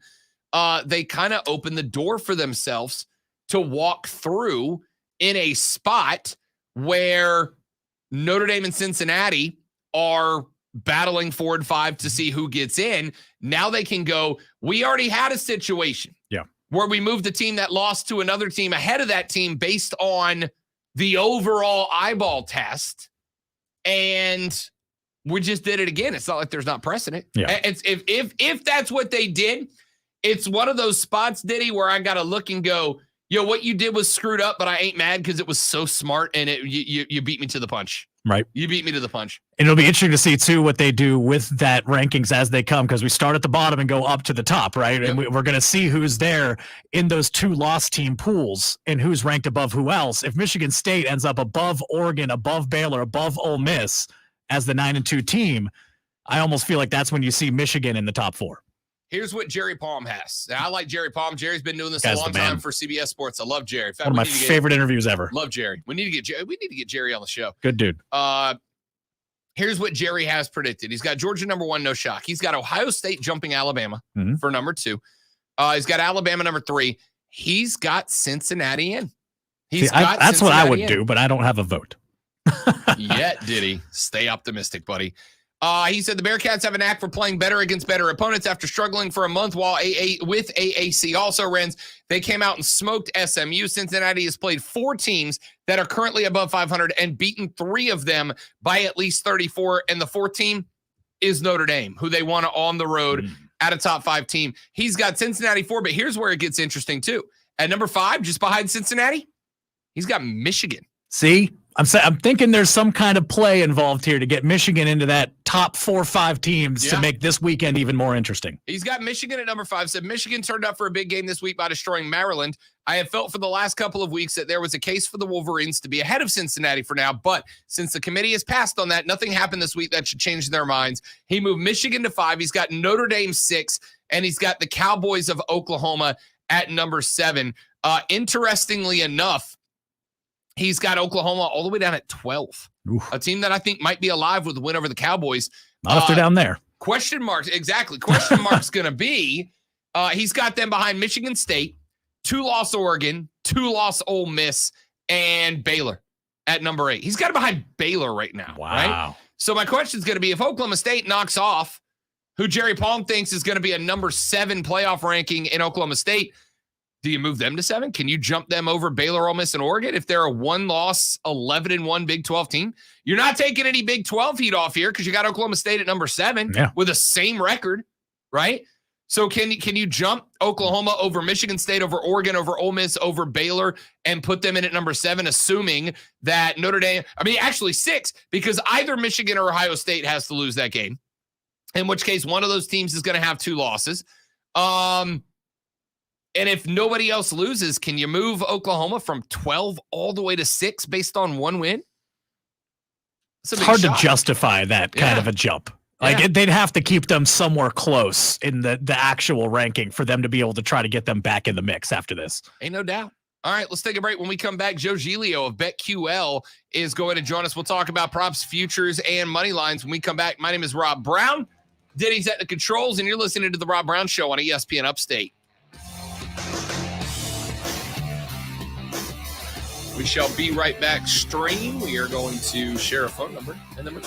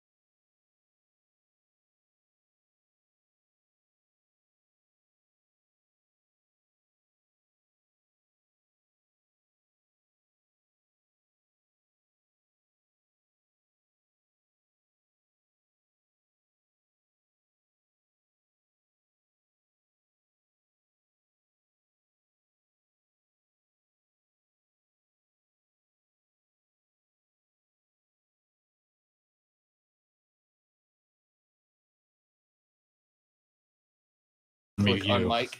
Gotcha. Unmute Mike, and then you're back. And we're back. And we're back. There's an awesome slate of games on hand this week and every week. So what are you waiting for? Get in on all the excitement and experience long wins without these long waits. 10 seconds. Give me 10. Age and location restrictions apply. Bonus issued is non-withdrawable site credit that expires after 30 days.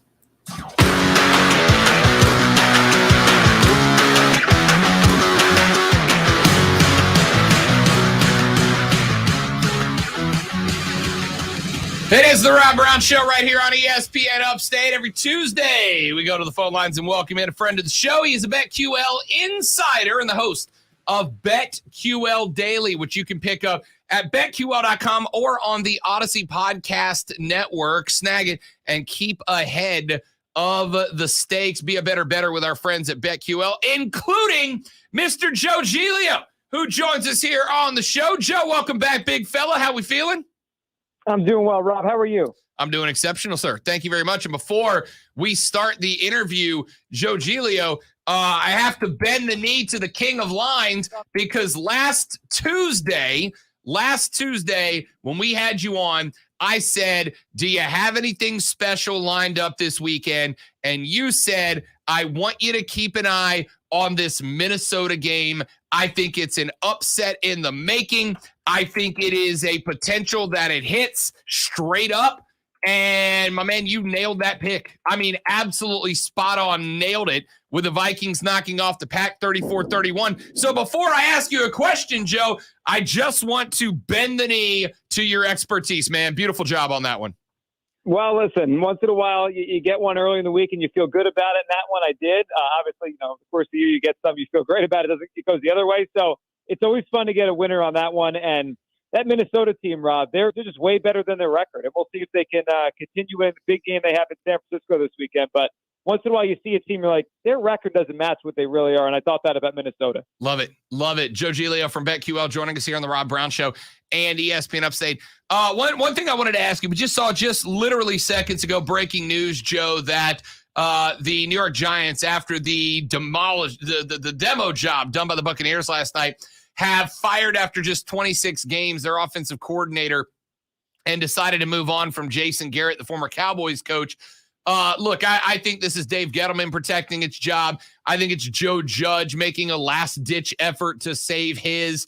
But when a team makes a big-time move like this, especially midseason, especially when things are on a downhill slope, do they become more or less attractive as a bet for you the next couple of weeks? So I think when it's a head coach, you sometimes get that bump the first week or two. We saw it this year with Bisaccia in Las Vegas. We've seen it in the past with interim head coaches. I don't feel the same about coordinators because that feels like you're just throwing deck chairs off of the Titanic. Like, it's not really going to do anything. And I agree with you. It's more preserving job status. Like, really, is the offense going to fundamentally change in a week? No, I mean, it's not a new leader leading the building. This is just Jason Garrett, you're the fall guy now in New York, and Freddie Kitchens is taking over. So it's not like we have some brilliant mind taking over for the Giants play calling. Rob, that team's a tire fire. I mean, the Giants have turned into one of the worst franchises in the NFL, other than one very fluky year in 2016 where they won 10 games and they made the playoffs. They've been one of the worst teams in pro football for about a decade now. They won the Super Bowl in 2011. Since then, they've made the playoffs one time, and they're now about to reel off a really long string of basically 6 or less wins, per season. They're a bad football team.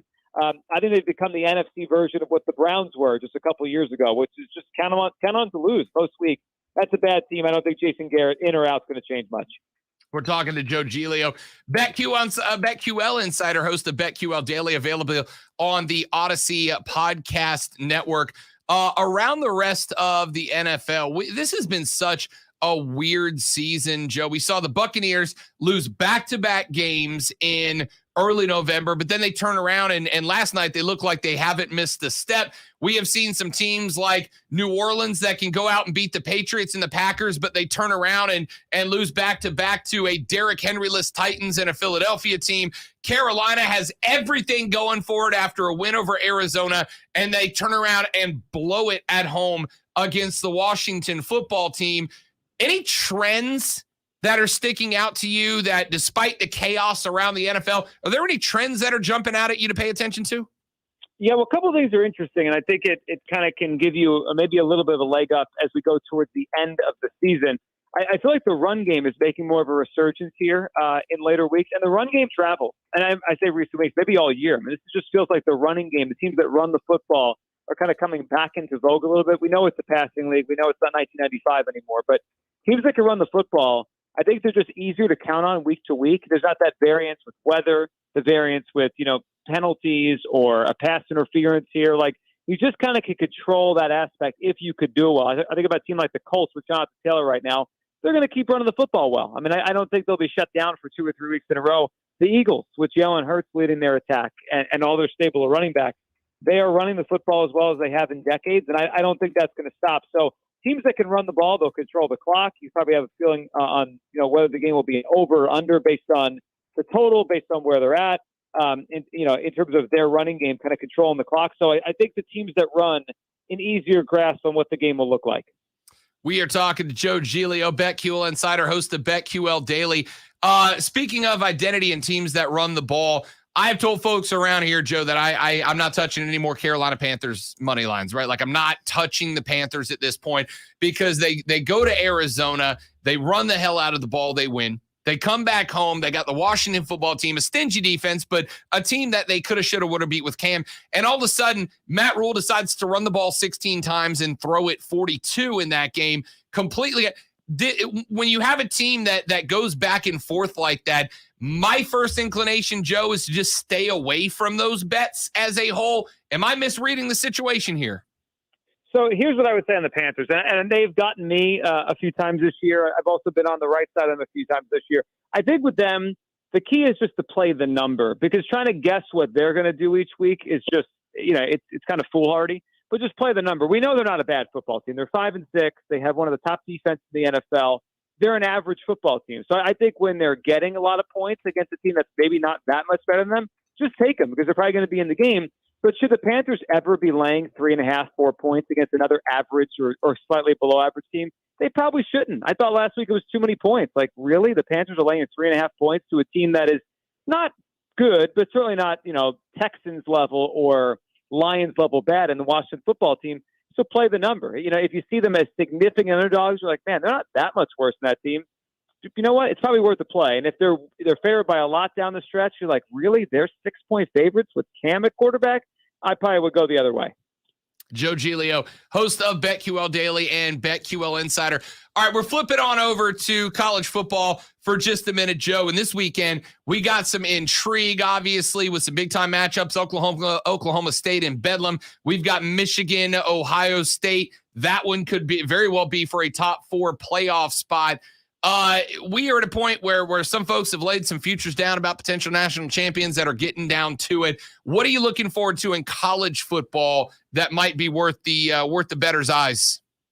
Yeah, well, I just think the Michigan-Ohio State game is incredible, for so many reasons. But the first glance I had at the number was it was too big. I saw it at 7.5 yesterday, Michigan getting 7.5 points at home against Ohio State. Look, we all know how well Ohio State's played since their Week 2 loss to Oregon. They've been on a roll. They deserve to be where they are in this playoff mix, and it's likely they're going to win the game, and they are significant favorites. But to go to Michigan against one of the best pass defenses in the college football in the country, and to be fair by that many points, I think it's a lot. It is up to 8.5 now. I would jump on Michigan. I think Michigan plus the 8.5 is the way to go. And the other trend to just watch this weekend, or to just, I guess, say goodbye to it. Alabama's 19.5-point favorite against Auburn. I think they will cover that number and win. But Rob, this has been 92 straight weeks that Alabama has been a favorite. That likely ends next weekend when they play Georgia in the SEC title game. They will not be favored unless something happens wacky this weekend and Georgia loses, which I don't see happening. Alabama's streak of 92 straight games being a favorite is about to come to an end 1 week from now. That is going to be a big one and very interesting because, and we've talked about this a little, Joe, I think if Georgia knocks off Alabama, Alabama's done. But if Alabama beats Georgia and anything less than an absolute blowout, then I think then Georgia probably drops down to 4 and gets in. What if we do have a rematch inside of the playoffs, whether it's Alabama, Georgia, hell, maybe Cincinnati, Notre Dame, if they can both squeak in? If you have a playoff game late in the season at the college or the NFL level, like at the NFL, maybe a divisional matchup inside the playoffs, does that change your approach to those games? Yeah, I think that, the way the first 2 games go, obviously or the first game would go, would dictate a little bit of that. But, I think for the game, let's say the SEC title game, let's say it's Alabama and Georgia, and Alabama wins. They're more desperate. They need the game. Georgia's going to be in that playoff either way. If it plays out that way, I wouldn't hesitate to go back the other way and take Georgia in the title game. They kind of saw the plan. You got the best out of Alabama. So I kind of think about who needs that first game more. In this case, it would clearly be Alabama. I wouldn't hesitate, especially if you get a good number on Georgia, if they played again in about 5 weeks, to take Georgia to beat them. We're talking with Joe Giglio, host of BetQL Daily and BetQL Insider, here on the Rob Brown Show and ESPN Upstate. All right, Joe, open mic, big dog. Give me some things you're looking at this weekend that the folks might want to play after the prognosticator hit us with that Minnesota upset last week that won me a little money. Thank you very much, by the way. Yeah, well, you're welcome. I'm going to go back to the well and say to the Green Bay Packers again, not because I don't like this Packers team. You know, they're going to be in the playoffs. They have a chance to get to the Super Bowl. But this is a tough spot for them this week, Rob. They're coming off a tough, high-scoring, back-and-forth divisional game. So there's a natural kind of letdown after losing that game. They just lost their left tackle, David Bakhtiari, knee surgery today, going to be out at least a few weeks. Aaron Rodgers dealing with some sort of turf toe thing, or said an injury that kind of feels, or maybe worse than a turf toe. He's dealing with something. So no left tackle. He's dealing with something. Coming off a tough loss, they come home against a Rams team off back-to-back losses and a bye. The bye week gives the Rams a chance, Sean McVay a chance, to figure out his offense without Robert Woods, to acclimate Odell Beckham Jr., to get Von Miller actually acclimated to the defense. I love the Rams in this spot. They're getting a point right now. If the line flips, I would still take them around -1, -1.5. But if you're getting points with the Rams, very similar to last week with the Vikings, I think the Rams are going to win this game outright. Love it. Anything, because college football is king down here. Anything in college football with as we kind of get to shake it up weekend, anything that jumps out at you there? Yeah, I mentioned the 8.5 with Michigan, and Rob, I would advise just a little bit on this. But if you want to take the sprinkle on the money line, I love this Michigan team. I know Ohio State's played great. I wouldn't be surprised, though, if we get to late in the fourth quarter, and this is a 3 or 4 point game. And in those kind of games, anything could happen. And if you could find a dog that has a big money line attached to it at that kind of number, you know, in a game that matters so much, talking about a playoff spot on the line here for these two Big Ten teams, a trip to the Big Ten title game, plus 245 at Michigan right now. I think they have a chance to win the game outright. Ohio State likely wins. They would take Michigan on with the points, but a little flyer on Michigan, plus 245 is a good play too. Love it. Joe Giglio, host of BetQL Daily, which you can find on the Odyssey Podcast Network and get all their work at BetQL.com, BetQL.com. Mr. Joe Giglio joins us every Tuesday here on the Rob Brown Show to break down lines, futures, props, and money lines. Joe, my man, thank you, big dog. I appreciate the money last week. I hope next weekend we can report the same, fella. Thank you as always. You got it, Rob. Thank you. You got it. See you next week. That's Joe Giglio, host of BetQL Daily, BetQL Insider. Find him at BetQL.com and on the Odyssey Podcast Network. Let's take a break. Back after this to wrap up hour numero dos on the Rob Brown Show and ESPN Upstate.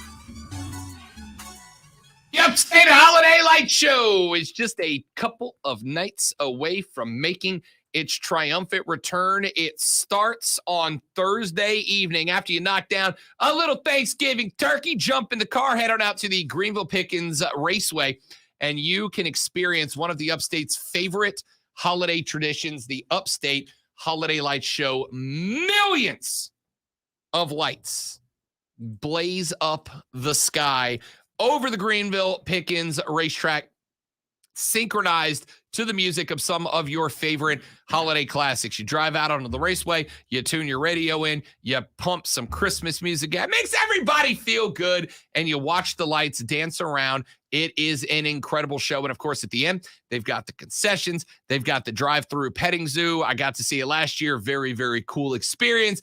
And you will think the exact same thing. Go to upstateholidaylightshow.com, upstateholidaylightshow.com. Get your tickets and the Fast Pass. They have the Fast Pass this year, so you don't have to wait in line. You just drive up, head straight on in, take a few laps around the track, and enjoy the 2021 Upstate Holiday Light Show. I don't know how I totally missed that one. Sorry. Oh, it's all good, buddy. We got it done. That's all that matters. I saw it in there with 000. I was like, oh, crap, that's alive. Trash. Alley-oop. Oh.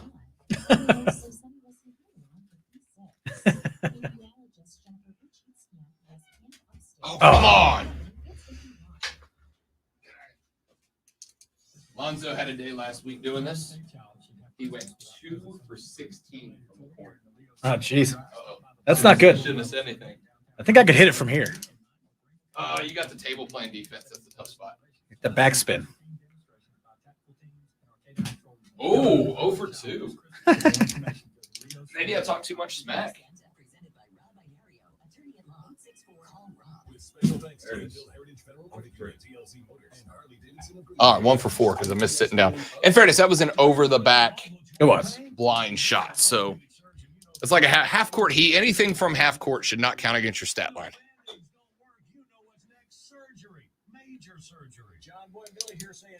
I don't want major surgery, John Boy and Billy.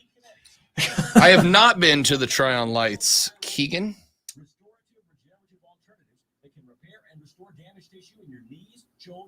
Heard good things. Tryon's a cool town. Is it? I don't think I've been there at all yet, actually. Beer fest up there was a lot of fun. We had one of the gravel races that we sponsored. My brewery was out there in Tryon. It was really cool. Nice, small little mountain town. That's 864-448-3772. Non-surgical regenerative options are here. 864-448-3772. You have 3 ex-wives and your current trophy wife wants a life insurance policy 3 times. The Upstate Holiday Lights is pretty cool too at Greenville Pickens. You get to drive out on the track, which is the fun part of it. Yeah, we did that last year. I did it with. I was like, can I just go fast? And we went around it twice, and the third time we came up on the start finish, and I'm just like, let's see what this 2016 Jeep Patriot can do. There's families walking on the track. You're like, let's go. Let's see what this little 4-cylinder can put out, huh? Ricky Bobby wants to go fast. Woo! Of course, I was the idiot who's driving out there and forgot to turn my lights off. Everyone's honking at me. I'm like, what? Like, oh, yeah. I was also the voice of one of the trees that year, so it was very embarrassing to be there. There was 2 trees that talked to each other through the show, and it was me and our old friend Jelena, who used to work on our sister station up the hall. It was very embarrassing to go there and hear myself. When I worked for the Pensacola Ice Flyers, the hockey team down in Pensacola, they had their play-by-play guy at the time who recorded, like they do at the well here, where it plays around the outside. And they let him go. And when they let him go, he was like, well, then you have to stop using everything with my voice on it. They didn't, but they didn't want to get into a fight with this guy. So I showed up to the game. And they're like, hey, can you record the little message that goes out? I'm like, please, no bags. Blah, blah, blah. And I read it through. And when I showed up to the game that night to do their play-by-play stuff, I'm like listening to it. And after like the 17th time I heard the loop, I'm like, why am I on the radio? What is wrong with me? Suck. Yeah, I did a short video for Swamp Rabbits for the Solar Bears. Yeah. Where we went to the media day and interviewed all the players and asked them what a solar bear is so they could describe it for us. And it didn't realize it was going to play in all the intermissions. Yeah. So, you go to intermission and there's my giant, shiny, white, bald head asking all the players, so what is a solar bear? And I'm like, oh, what a chump. My favorite moments of the season, game number 1, I brought Courtney to the Swamp Rabbits Polar Games game. And she's like, solar bear. And finally she's like polar bear, but the sun. Yeah. And I with was glasses. Like, they have sunglasses on. Yeah. So I just got this story just a minute ago. And I want to congratulate the people of the United Kingdom, Diddy. Okay. Because the first Popeyes chicken in the UK just opened. Now, heard it's bleeping awesome from the movie. Correct. I'm going to say something here that Diddy may or may not get me banned from the Carolinas for life. Oh, I know where you're going. I know you do. And I can't hold back. You guys know I have bought in fully to the Carolinas. I love it here. I am 100% part of this community, but Popeyes is better than Bojangles. And I like Bojangles. Oh, you're going Bojangles. I didn't know if you're going. There's 2 that you can go after to get a lot of heat around here. It's better than Church's. It's better than KFC. Chick-fil-A would be the other one with Bojangles. It's better than Chick-fil-A. I think it is as well, and I think Zaxby's is as well. I think it's better than and this is not a shot because I like it all. Go look down the bank account of Rob Brown and you will see all of those names appear in it. You don't stretch out a 3X like this. Correct. Without liking Correct. all of them. Yeah, this body was earned by Zaxby's. All That's right? right. I like them all. Yeah. But when it comes to just fried chicken, Mhm. Popeyes is the best. It's I'm not a with you. discussion. It's a statement. Okay. The UK just got their first Popeyes. They just opened the first Popeyes in the UK. The line right now, it's in London, I think. The line right now is, they said it's almost to 3 hours wait for Popeyes chicken. Ah. And I need you all to know, those of you, because of course we have tens of thousands of Rob Brown Show fans in the UK. Of course. Those of you that are listening to the stream while you wait in line, absolutely worth it. Finish the wait. For sure. Trust me on this. But they got one British guy on camera and he goes, they look like scones, but they don't taste like it. And I'm like, yeah. This, Yes. Brit, this is what food tastes like when it's seasoned. That's right. That's This right. is what food tastes like when it's good. Little salt and pepper goes a long, long way. Oh, yeah. Yeah. Oh yeah. I went to the UK when I was knee high to a grasshopper. My parents took me to London. We did Paris. We did Lucerne, Switzerland. We did not Berlin, Germany. What's the other little city we did? Anyway, somewhere else in Germany. Mhm. And the food in Paris was incredible. The food in Germany was surprisingly good. Heard it's great. Yeah. Switzerland, they brought us like to this like big Lucerne's like a big mountain town, and they had Yeah. this whole feast laid out for us, which was incredible. But the food in London was like, because y'all know what salt and pepper is, right? Like y'all got salt and pepper here, don't you? So I just want to congratulate the people of the UK for having some spice in their food. That Calabash is going to fire them up, man. Texter says calling Popeyes bland would be a compliment. They nasty. Oh, you so wrong, dude. That's You're pretty wrong, man. bro. Or you've been to a bad Popeyes, which Well, yeah. happens. It does happen. Yeah, I mean, you might have caught a bad Popeyes, Yeah. but no, Popeyes next. Listen, all the chicken places are good. It's not a shot at any of the chicken places because I love all Love the them all. chicken. Popeyes is it's top tier, dude. Yeah, it's it's good the stuff. best. All right, when we come back in hour number 3, we got a handful more things we need to talk about. More of the playoff rankings coming up around the corner. Dabo and Shane Beamer have been talking to and about each other all day long. People, let me tell you about my best friend. You got a friend in me. You got a friend in me. Shane and Dabo have been nice to each other today. How does that make you feel? Genuine curiosity. Back after this on the Rob Brown Show, ESPN Upstate.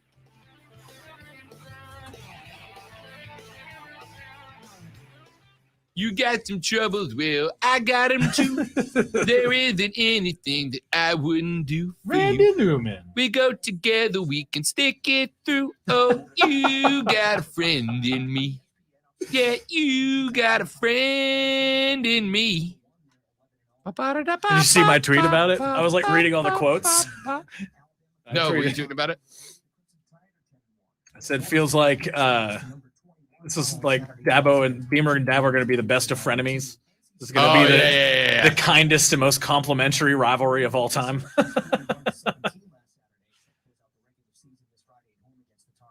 And then I did the I love you, man. Back and forth. I have Randy Newman in my head the rest of the day. Yeah, you got a Man, I got to go watch Toy Story. What did you do to me? And I want Popeyes. I got to go through Malden to go back to Simpsonville so I can hit Popeyes. I might take the long way home tonight. I'm not gonna lie. The only Popeyes close to me is like way up on the north end of Wade Hampton. Yeah, it's way out there. And so I have to go down Butler Road and go under the speed limit or I'll get pulled over. Yeah. To get to I gotta go past 385 all the way down to where it turns into Wade Hampton, then turn left. Pain in the rear. But you want Popeyes, you gotta sacrifice. Tempting. You've got trouble. I've got them too. There isn't anything that I wouldn't do for you. It's gonna be a long day. Long day. Come together, we can see it through. So just one more day till tryptophan day. All right. So what? One more day till tryptophan day. Football and snaps. I don't know what I'm going to do Thursday, to be perfectly honest. I've got no friends, so I got nowhere to go. Did he?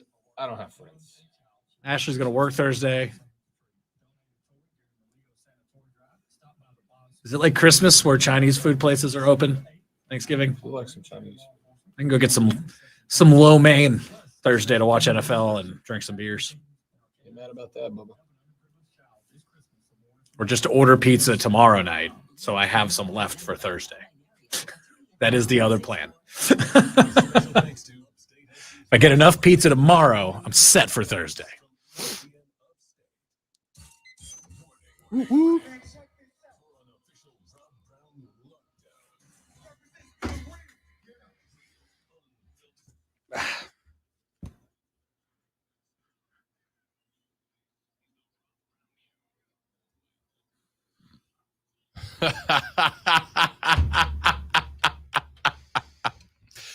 Two texts that came in that I love. The first one says, I love a good history nerd. England spent 400 years exploring the world looking for spices only to put none of them on their food. That's good smack talk. That is sadly accurate. That's good smack talk. Second one says, listen, Rob, I will listen to your show no matter how left it leans or how many times you prop up the ain'ts. However, you leave God's chicken alone. There's no way Olive Oil's chicken is better than God's chickens. This is just blasphemous and wrong. That's Bluto, isn't it? Listen, again, if you guys ever get the House Regulatory Committee to subpoena me for my bank accounts, you will see Chick-fil-A pop up on it far more times than I am comfortable admitting in public. Especially now that there's delivery. I don't have to sit in that 3-circle line anymore. Oh, beautiful thing. And I'm within Uber Eats range of Chick-fil-A to the house. So I will drop the extra $5 to have somebody bring it to the fat kid. All right. I do love me some CFA. It's way up on the list of fast food. If I got to get fast food in a hurry, Chick-fil-A is way at the top of the list. That being said,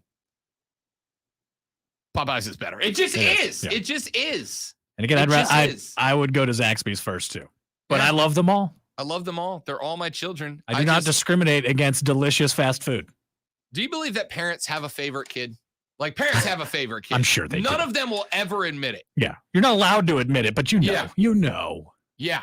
Publix has, or Publix, good Lord, I'm looking at my, they got good chicken too. They got good chicken too. That's why I got it written down. I was going to talk about their subs. I think every parent who has multiple kids, you got a favorite. You don't have to admit it publicly. You can't admit it publicly, but every parent with multiple kids has a favorite kid. Don't lie to me and tell me you don't. That being said, I feel that way about all my chicken places. Like they're all my children. I love all the chicken places. I go to all the chicken places' birthdays. I bring all the chicken places to the park for play day. I make sure I spend equal time visiting all my chicken places, but Popeyes is the one that earned the college scholarship, and I don't have to pay for him to go to college. He's my favorite. All right? It just is. 844-477-3776, 844-GSP, ESPN. I am reading through all of the compliments between Shane Beamer and Dabo Swinney, and frankly, Diddy, it's adorable. It really is. They're being so obnoxiously nice to each other right now. It's really everything I expected out of it, though, too. Yeah. It really is. It's adorable. Like, don't get me wrong. Like, the last thing Shane Beamer said in his press conference is that, quote, beat Clemson is all I've heard since I've been hired, end quote. And I get it. Yeah. And Dabo's talking about how, like, this is the game, right? He's like, we have our goal board, and then off on the side of the goal board, there's one more little piece of goal board, and all it says on it is beat Carolina. Like, this is the game. There's no doubt. They're not taking away from the intensity of the rivalry. But Beamer's over here talking about the fact that, quote, according to Corey Diaz, who was our Greenville News South Carolina beat reporter, he said Beamer said he considers Dabo Swinney a friend. Dabo's wife has been great to his wife, Emily, since they've moved here. He says Clemson does so much defensively. I don't know how they coach it all. Dabo, on the other hand, says that Shane Beamer has done an outstanding job at Carolina, says that he's very impressed. He's doing a remarkable job. These two guys, like, do y'all have dinner planned Wednesday? Like, are y'all doing Thanksgiving together, guys? I'm guessing Thanksgiving is at one of their houses together.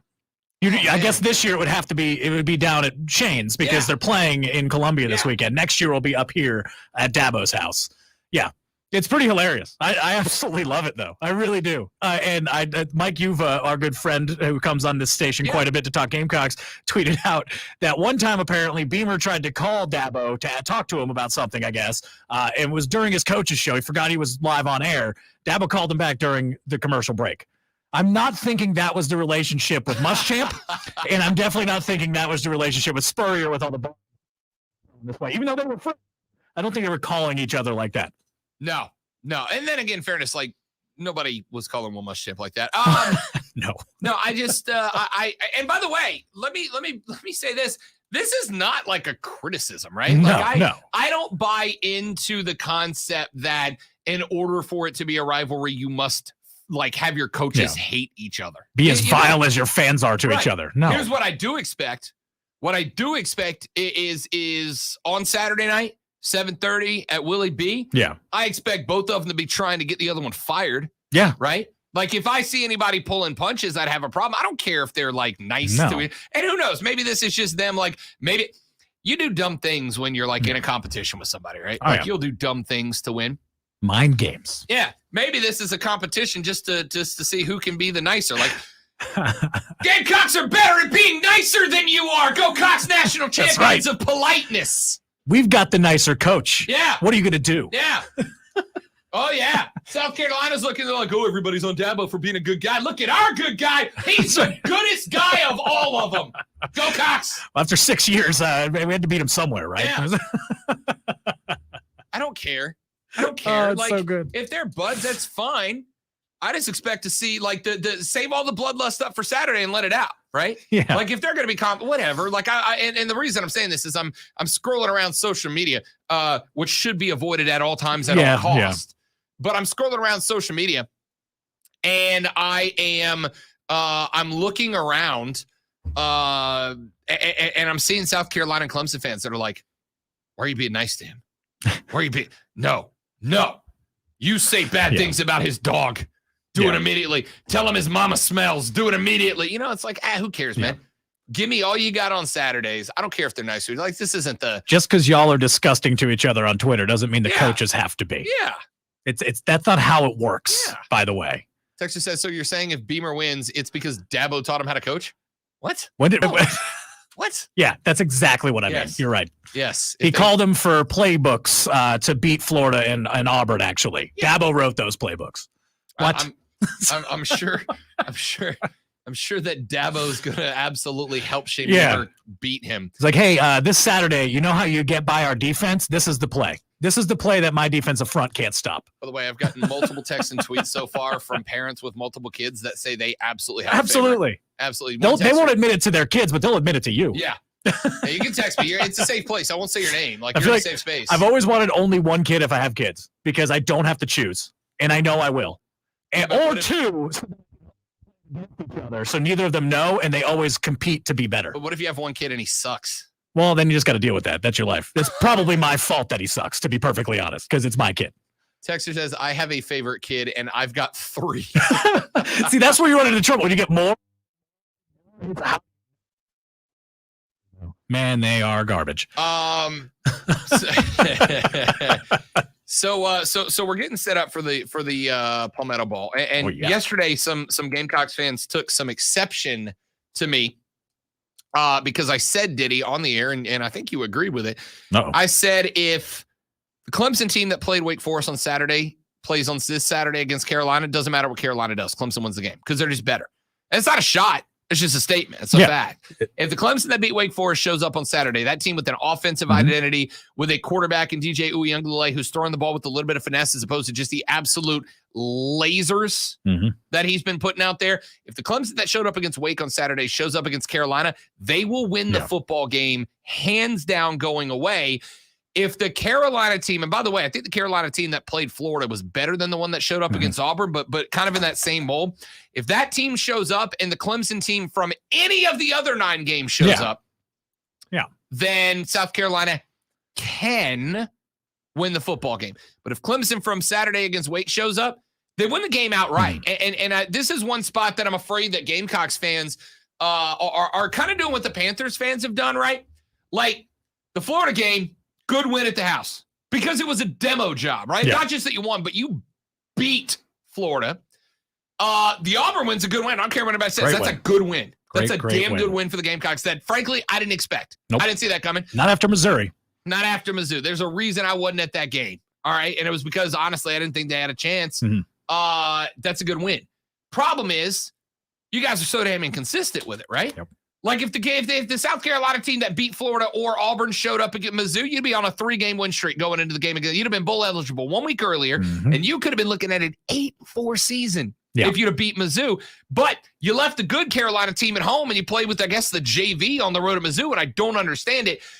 So the good news is the good Carolina shows up at Willie B. The bad Carolina goes out on the road. Yep. This game's at Columbia. It's in the Cola. That's the best news because, and by the way, Ray Tanner and a couple of the Gamecocks coaches earlier, and again, if you take it with a grain of salt, take it with a whole shaker of salt. It is the home team talking about the home team, but South Carolina Athletic Department right now, Diddy, is saying that there are fewer than 200 remaining tickets to this game on Saturday night. Huge. I suspect Willie B is going to be packed. Oh yeah, for on Clemson. Saturday night. Yeah, for Clemson and finally having a chance for the first time in 6 years. Yeah. That place is going to be rocking. It's going to be insane. And the funny thing about what you brought up with people giving you, crap about yesterday is they only listened to half of what you said because you did qualify it with that other part that if that Wake Forest Clemson team shows up, they will win no matter what. No matter what. But you qualified it by saying, but they've only showed up once out of 11 times. Yep. So yeah, that's why I agreed with you on that because if they show up the way they showed up against every other team this year, except for maybe the Georgia game defensively, where they were insane defensively, because that's big trouble for South Carolina. If any of those other 9 teams show up for Clemson, South Carolina absolutely can beat them. 100%. And those are teams that play like what we've seen them beat the last few weeks, 2 of 3 weeks. The Carolina team that has to show up if they want to knock off Clemson has showed up multiple times this season. They showed up against Auburn 21-17. They showed up against Florida 40-17. They do exist. They do exist, right? They do exist. The problem is the bad one showed up too. Yeah. The bad one showed up losing to Mizzou on the road. The bad one showed up and I know the scoreboard says 44-14, but that was garbage time touchdowns. It was 44-0 against Texas A&M. It was bad. But that's probably the ugliest game of the year. Yeah, but Clemson's not A&M either, No. right? Like that's Texas A&M that Not also offensively. beat Alabama and you were on the road. Yep. It's fine. It's not the end of the world. In fact, I came on the air that next Monday and said, hey, don't panic. These are first-year coach, turnover roster, Muschamps guys on the way out, Shane's on the way in. That's the kind of L's that you cannot let bring down the culture building process in Columbia, right? Yep. The hardest part, we talked about this yesterday, the hardest job that a new coach has is to reestablish culture in a program that has lost it all. And I'm looking at what Willie B tried to do, what Willie Taggart tried to do down in Tallahassee versus what Mike Norvell's doing now. I'm looking at what Dan Mullen did in the wake of Jim McElwain at Florida. Hell, Nick Saban's first year at Alabama, he was 7-6, right? Yep. He was 7-6. Barely made a bowl game that year, blew the doors off of by FSU to start that season. Building culture in a place is freaking hard to do. Absolutely. It is one thing. Look, I've told people outside of this area, because I've told you guys, you don't have to like it. Nobody likes Clemson outside of Clemson. All right. It just is what it is. Yep. Nobody likes Clemson outside of Clemson. They think your head coach is hokey. They think it's kind of an act. But I have said this on 2 different national shows I've hosted in the past. I used to say this when I was down in Florida, and I'll say it now. As a great philosopher once said, it doesn't matter what you think, right? It doesn't. Yep. It doesn't matter what you think of Clemson's culture because Clemson's culture has led them to multiple playoffs, national championships. Clemson's culture is Clemson's culture, and they don't give a damn what you think outside of it because it works there. But building that is freaking hard. One of the places that I have been on board the Shane train, despite I still have concerns. Just don't get me wrong. I'm not here saying Shane's the end all be all. We still got to see him earn it. But one of the few things that he has done that I have gone, all right, I'm on that aspect of the Shane train. I'm on the caboose with the Shane train. he is building that culture at South Carolina, and people are buying in. Now, the thing that comes along with that, Diddy, is you might build a great culture. If you don't win football games, it doesn't matter. Exactly. And the greatest culture in the world, but if you're finishing every year 7-5, it does not matter. Step 2 is win the damn games. Yep. But he's doing a great job building the culture, and I'll tell you right now, and you mentioned before the show, Diddy said, if Shane Beamer beats Clemson this weekend, does he get a statue? I don't know. But you know what he does get that's more important? Those 3- and 4-star receivers that were always leading Clemson the last decade. Now they're going, how about that team over in the Cola? Mm-hmm.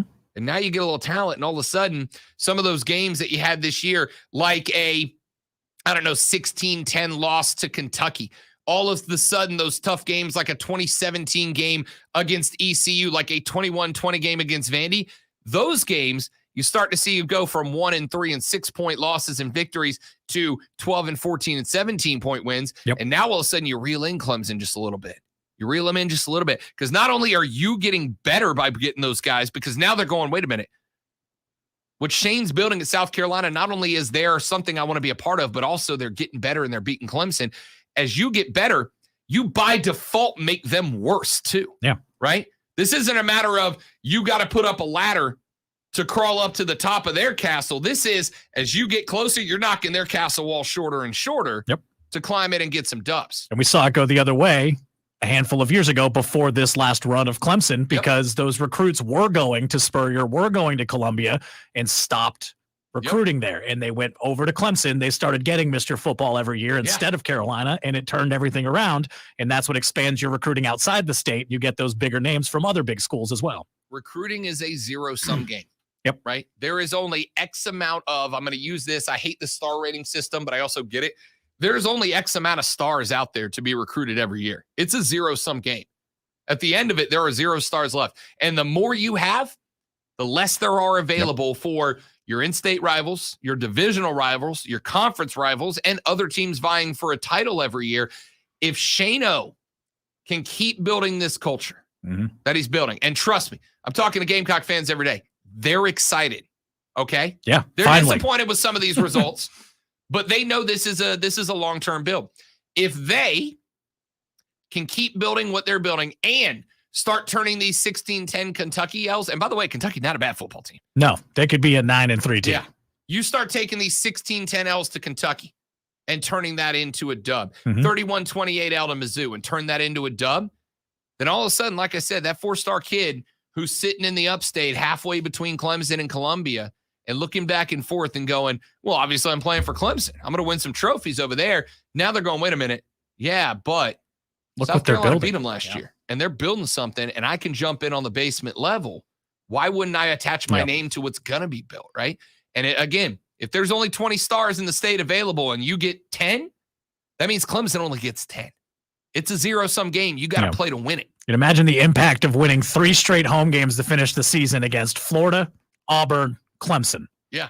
All at home, wild atmosphere, recruits in the house to see it. That would be a massive get for Beamer to win this game this weekend. Texas says, all we need to say as Clemson fans is to be the man, you have to beat the man. Save the talk. Thank you for doing that. You beat You're me right. to it. I mean, you're right. No, absolutely. But that's our job. We have to talk about this. There's a game in a few days. Could you imagine? Pretty big deal. Ladies and gentlemen, welcome to the Rob Brown Show. We'll be back on Monday. Yeah, we'll talk to you after the game. Yeah. We will talk to you in the next Here's segment music. When Diddy and I play faces and heels. We look at some socially ambiguous situations and decide who's the good guy, who's the bad guy. That's next on the Rob Brown Show and ESPN Upstate.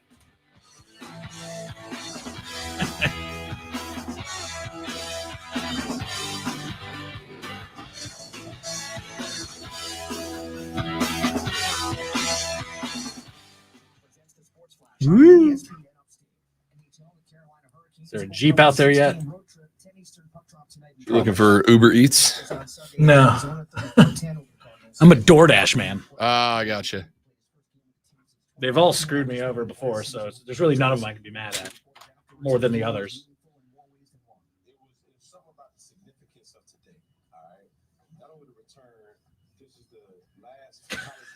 Yeah, we have the coolest neighbor, but it's so weird.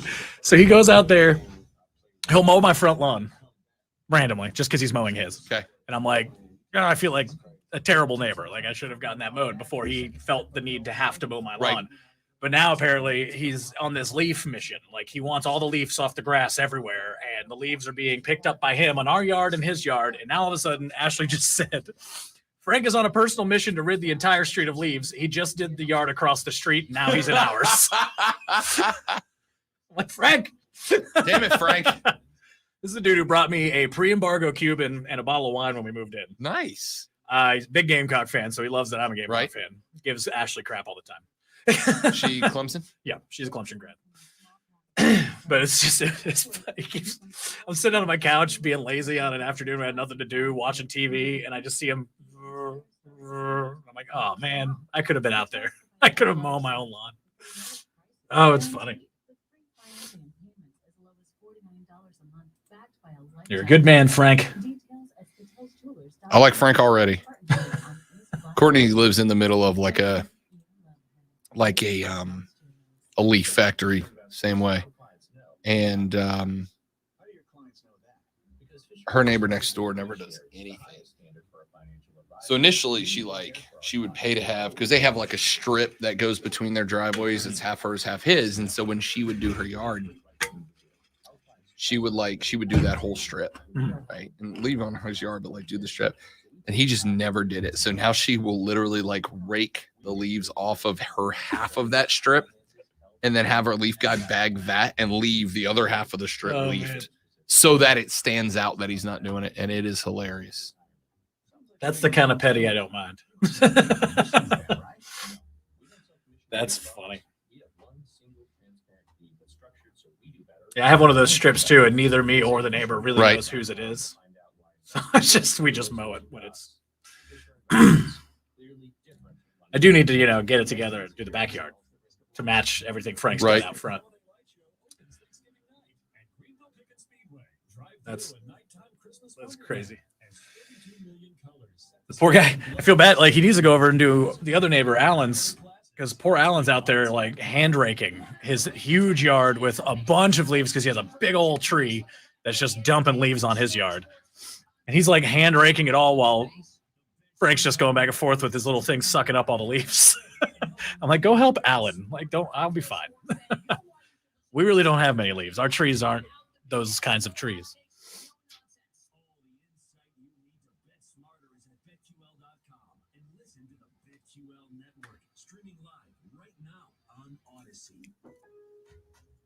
After a whole month of pro values, Lowe's Provember event is ending soon.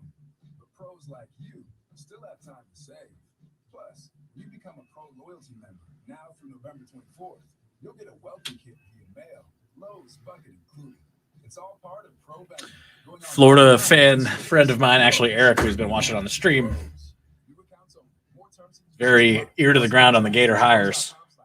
Ton of current players and recruits started following Napier on Twitter, apparently. There was a plane that went from Gainesville to Louisiana yesterday. Yeah. Or to. Well, he said yesterday, a UAA plane flew to Panama City.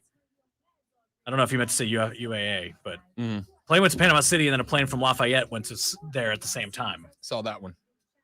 So it's like, it's looking like that's the hire. It should be the hire. Steven with the bold prediction. 100% possible. 10 seconds. This is the highest pressure segment for me. I got to get these right, God. I was like, you just got to play one button, did he?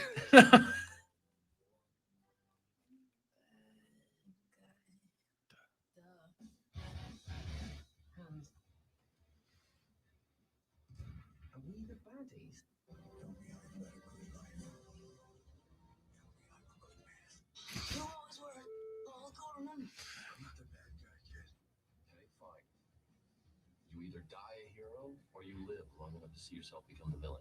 It's not because people don't like you, man. It's not because people don't want to give you a chance. It's because you suck. Man. You suck. I'm not a bad.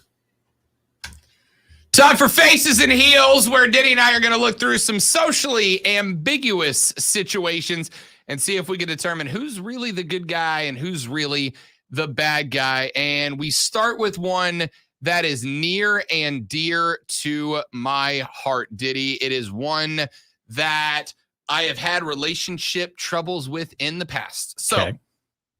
Young lady says, every time we buy a new couch or furniture set, first off, how often are you buying a new furniture set? Must be nice to be rich. Seriously. Every time we buy a new couch or furniture set, my husband chooses the best seat and tries to claim it as his spot. Growing up, every patriarch had a spot in their homes. Anytime a kid or grandkid or spouse sat in said spot, they did so knowing if the man of the house came into the living room, they would have to vacate the seat for him. My stepdad had a spot growing up, and it seemed so ridiculous for me to have to move when there were plenty of similarly, I'm struggling today, available places to sit. We have 2 sons, and I think it's disrespectful to expect someone to get up after being the first to claim a seat just because someone else comes into the room, especially when there's enough seating for the whole family in the living room. Conversely, my husband thinks it's a good lesson in respect and says I could claim a spot for myself. She says that she has shot down the idea of her husband specifically, but people having spots in the living room. Diddy, is she a face or is she a heel in this situation? This one's tough. This one's really, you're starting off with a really hard one on me here. I guess it kind of depends on who's actually the breadwinner, right? Like in my house, Ashley has full control. If she wants that side of the bed, it's hers. If she wants that seat on the couch, it's hers. Because honestly, we wouldn't have that house probably without her. So she can have that choice. That's totally fine. So if he's the guy making the money and he's the reason they can buy a new couch set every 2 days, apparently, where he has to claim seats, then he gets a seat where he wants the seat. But if she's paying for it and it's her money, then she gets to ex-nay that. I do not think it's a thing that should happen when it comes to having guests over. Like, don't be that guy who's like, excuse me, I don't care.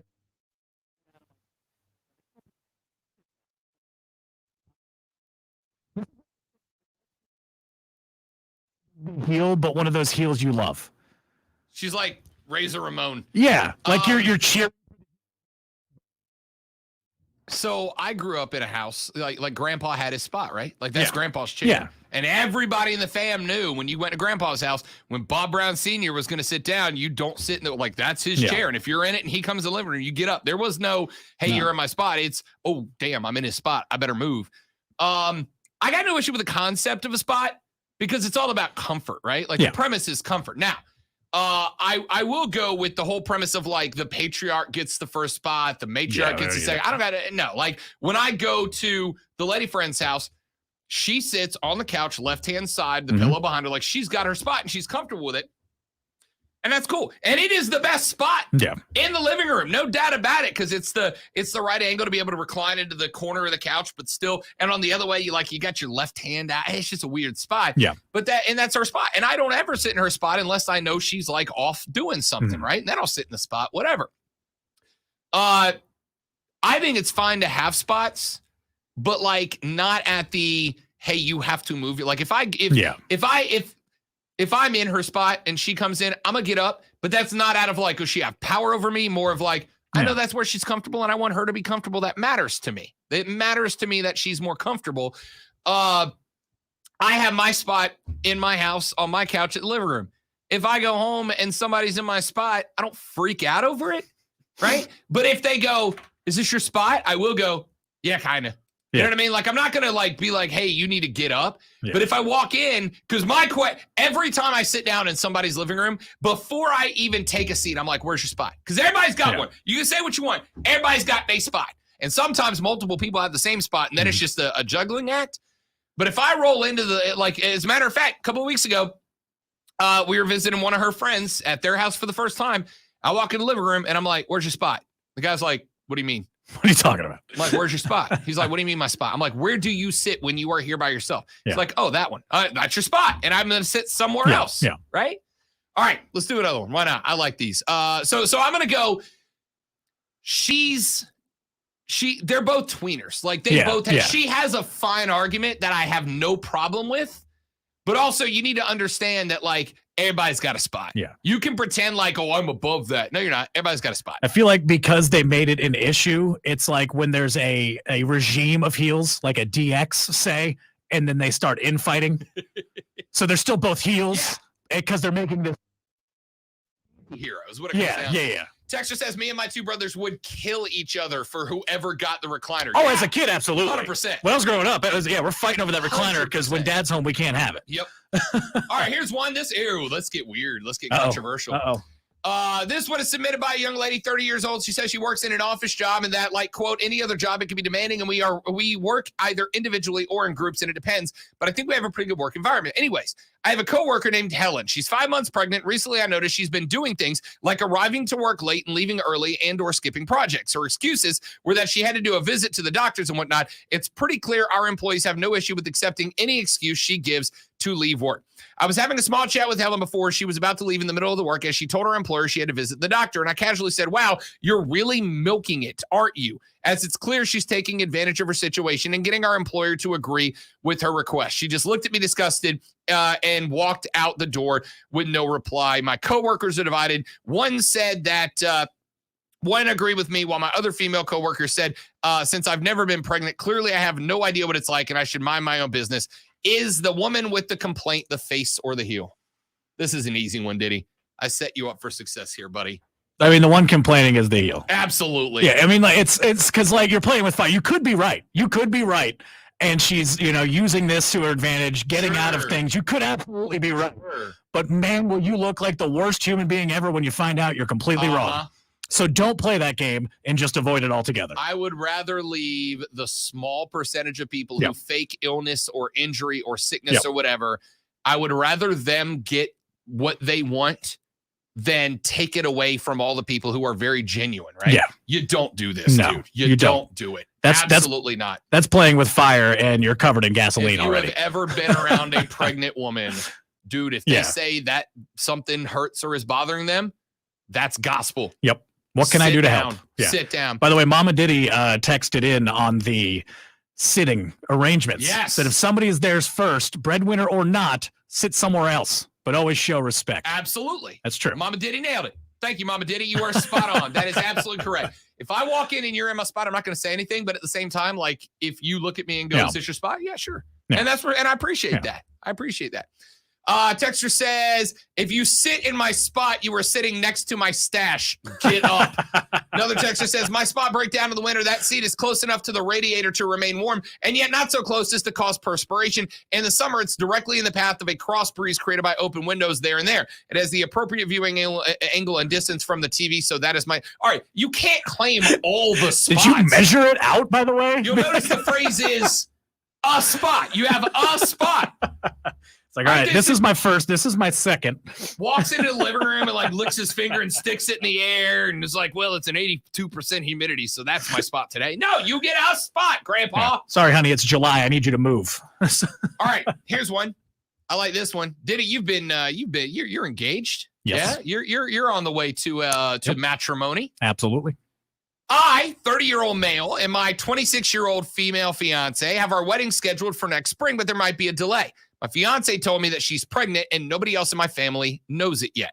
My father was traveling back home on a train a few nights ago and felt a large pain in his chest. When he got home, my mother rushed him to the ER. He was told he needed bypass surgery, and my mother let everyone in the family know. Some came up. They're keeping my mother company. The surgery was a success, and he's now in recovery.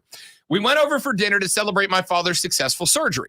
The entire conversation was about my father and making sure my mother was going to be okay. During the dinner, my fiance stands up and announces that we are expecting. No. My sister stood up from the table and told the fiance she was out of line and called her a blank. Everyone was glaring at my fiance, and I looked over at her and said, I think it's best if you leave. She calls it Uber, goes back to the apartment. I went home. She was packing a suitcase. She yells at me that I should have left with her, and she will be staying with her parents. Her parents have texted and called me about what happened. Is he the face or the heel in this situation? But okay, which person announced it? The wife. She did. The fiance, the wife to be, announced as the And family was talking about his father had the heart had issue. bypass surgery that was successful. They're celebrating his and making sure the mom's taken care of. And she stands up mid-dinner and says, I'm pregnant. The whole family's ticked about it because they're there for the dad. Yeah. And then they go, he tells her, you need to go ahead and go. I'll be home later. He comes home later. She's packed up a suitcase, said, screw you should have left with me. I'm leaving. Oh my Is goodness. he the face of the heel? Oh, that goes so many directions as well. I feel like he's kind of heelish for not going with her, but he's a face and kind of being like, what are you doing? We should have talked about this and decided if we're going to just blurt this out to everybody, especially seeing as, my dad just had heart surgery. Yeah. We don't need to put more strain on that heart right now because we're out of wedlock. And if that's around these parts, that's a big issue as well. Yep.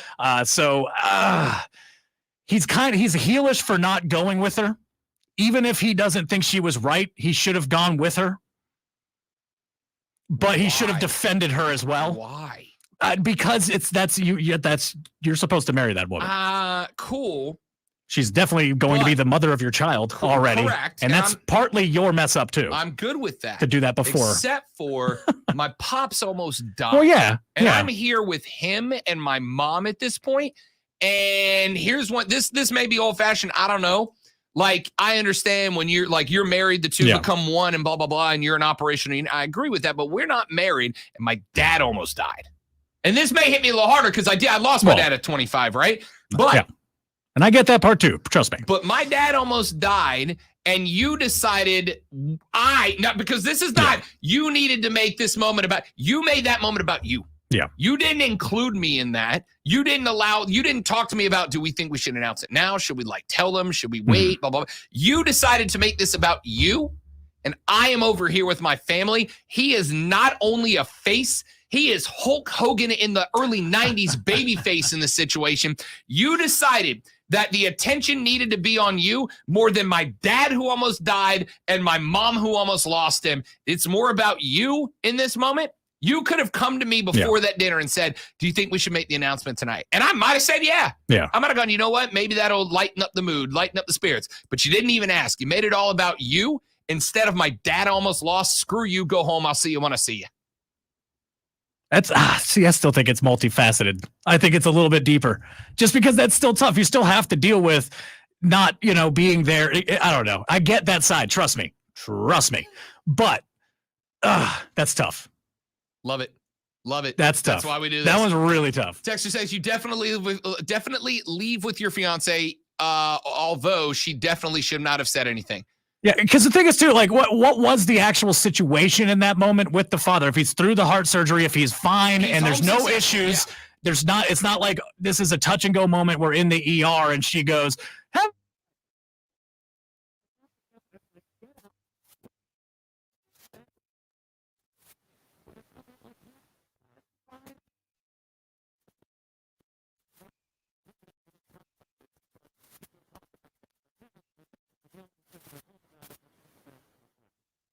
One more I was going to do. I'll do the very short version because we're off the clock. One more I'm going to do. Very short version. Lady works for a small company. They've got about 10 employees. Okay. They have to operate through the holidays, right? It's like a year-round business. Well, we're coming up on the holidays. There's a lot of staffing shortages in this company. And basically the boss came to this 26-year-old woman and said, hey, it's the holidays. You're going to need to pick up this person, and this person's shift over Thanksgiving. And she said, why? And she said, because you're single without a family and they have kids they need to be with on Thanksgiving. So you have to work all these extra shifts. I'm not even going to do it on this one. Guys, those of us who have elected not to have kids, do you know why we done it? So that we can be free? Yeah. Because we like our time, energy, and money to ourselves. And when we have our day off, we like to go do whatever we want without anything else. So if you are a manager, owner, whatever, don't take hours and put them on people without kids to free up people who have kids because we can go to the brewery without having to be judged for it or go on vacation because that's what we want to do. Don't think our off hours are more important than the off hours of the people who have parents. It's unfair and it's not okay. That lady's absolutely the heel for quitting, or absolutely the face for quitting that job and leaving them even more short-staffed. Especially when it's phrased like covered those shifts. That means you scheduled them to work, even though they have children, and this is apparently your mindset. And now we're saying, never mind, you have to work. No, you told me I'm off those days. Thank you very much. I'm going to go eat some turkey. It's that simple. It is. It's that simple. All right, one more segment, then Twitter to wrap it up on the Rob Brown Show, ESPN Upstate.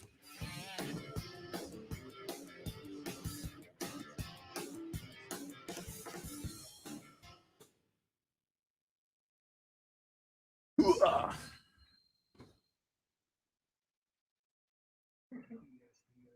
are the ones that get all the parents together. Yeah, exactly.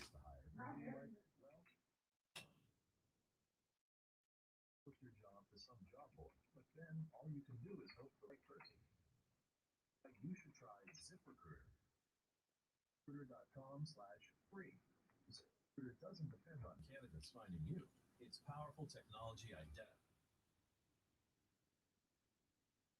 By your job, you get qualified candidates fast. While other companies might deliver a lot of hay, ZipRecruiter finds what you're looking for. We're in the haystack. Out of 5 employers who post a job on ZipRecruiter get a quality candidate to the site within the first day. ZipRecruiter, the smartest way to hire. And right now, you can try ZipRecruiter for free. That's right, free. Just go to this exclusive web address, free. That's ZipRecruiter.com/free. ZipRecruiter.com/free. Finding great candidates to hire can be like, well, needle in a haystack. With ZipRecruiter. Qualified candidates to apply to your job. So while other companies might deliver a lot of hay, ZipRecruiter finds you the needle in the haystack. See why 4 out of 5 employers who post a job on ZipRecruiter get a quality candidate within the first day. Try ZipRecruiter for free at ZipRecruiter.com/free. That's ZipRecruiter.com/free. Starting stronger starts at AutoZone, where they've got battery solutions in the form of free battery testing, free battery charging, and replacement batteries. Very tempting when you said, why don't we have kids? To say, well, because I was massively unsuccessful in my 20s and then had to search the ends of the earth to find Ashley in my 30s. That's probably the real reason I don't have kids yet. But oh no, I just don't want them. I also, but the older I get, the more I feel. Eric said, I miss the freedom of going to the brewery without having to juggle childcare. Again, like I've had this conversation with people before. Like there are things about me and my ways of life and belief that have gotten me absolutely ostracized from lots of circles. But I don't think that one of them has done more damage than when I tell my friends I have zero interest in having kids. And the reason why is all my friends who have kids. Yes. I love your kids. Yeah. In short doses. And when I'm done, I can go, bye. Yep. And I can go drink by myself and not have to deal with it. And every time I want to do something and my friends are like, I really want to do that, then do it. I can't. I got the kids. Yep. See ya. Sorry. Well, I'll be there. So do you want me to text you videos or not? And I do feel bad for Eric. That's my dude.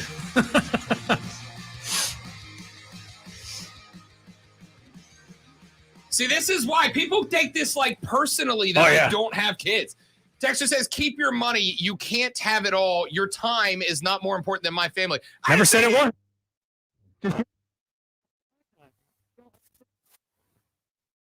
Yeah. And if the boss is going to.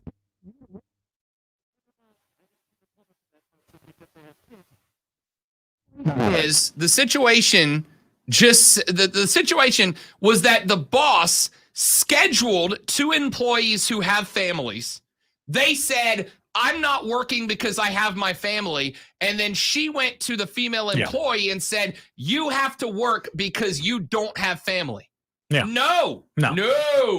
If you wanted it that way, you could have come to me earlier and said, can you work these shifts because I want to give the people with family off? And I would have said, no, still no, but that's not the point. But I'm thinking about it a little more than I would have because you already put the schedule out. This time it's no, but I feel guilty. Yeah, that schedule was posted. I'm still not going to do it, but I feel guilty about it. I'm not saying my time or money is worth more than your family. Yeah. But I'm saying to me it is. Yeah. Right? Yeah. Like I'm not going to work 2 extra shifts on Thanksgiving and go, I feel all warm and fuzzy because Joey got to go home to his. I'm going to go, I'm working on Thanksgiving and I wasn't supposed to. This sucks. This sucks. Not even supposed to be here today. Yeah. I'm not happy about it. I assure you we are open. I'm not saying my time and money is not more important than your family. No. I'm saying to me it is. Yeah. Right? I'm saying to me it is. And that's it. Texture says, my kids will pay your Social Security. Not at the rate we're going. Okay, that's a topic for a different radio station. It's a topic for a different show. Heading across the hall. Let's do this. Also, that's fine. I just like to point out that, yes, your kids may help pay for my Social Security. It's true. You know who's paying for my retirement? Me. That's right. Because I don't have kids. All right. I've just decided to just tick off the whole upstate today. I've just decided to come after the whole upstate. All right, 844-477-3776. Text me your angry parent messages. Says, here's the thing, Diddy. Yeah. I guarantee you 2 things have happened during that last segment. One was there's some young kids out there that are like, dude, I like this show. And 2 is there's one mom out there who went, screw this guy, and blocked the station from their car radio. Why is this even on my presets? I guarantee it. Oh, my goodness. All right. What else did we got? What didn't we hit? So we talked about the NFL stories back in the first hour of the show. Oh, by the way, somebody asked me what needs to happen for Clemson to win the ACC title, because they're still in it. Oh, yeah. Mathematically, you're still in. There's a back door in. There is. Here are the situations right now. Clemson, Wake Forest, and NC State are the 3 teams that are still active for the Atlantic Division. Only 3 teams I can get it. Clemson's in the clubhouse with a 6-2 conference record. Good news. Yep. They're active. Bad news is their fate is completely out of their hands at this point. Yep. Nothing more they can do. Okay. Dexter says ESPN, screw their kids. When the boss reads these texts later, he's going to be like, what the hell is going on? All right. Clemson Clubhouse 6-2 conference record. Their fate's out of their hands. But these are the situations that apply because their win over Wake Forest puts the pressure on Wake and NC State. Both of those 2 teams are in must-win situations. Wake Forest can wrap up the Atlantic with a win over Boston College. So if they win, it's over. Wake's gone. They go to 7-1. They're in the Atlantic Division. However, if Wake loses to Boston College, NC State can force a 3-way tie with a win over Syracuse and a win over UNC on Friday. So they got to get both. Yeah. If they get both, it's a 3-way tie, and NC State would win the 3-way tiebreaker in the scenario based on division record.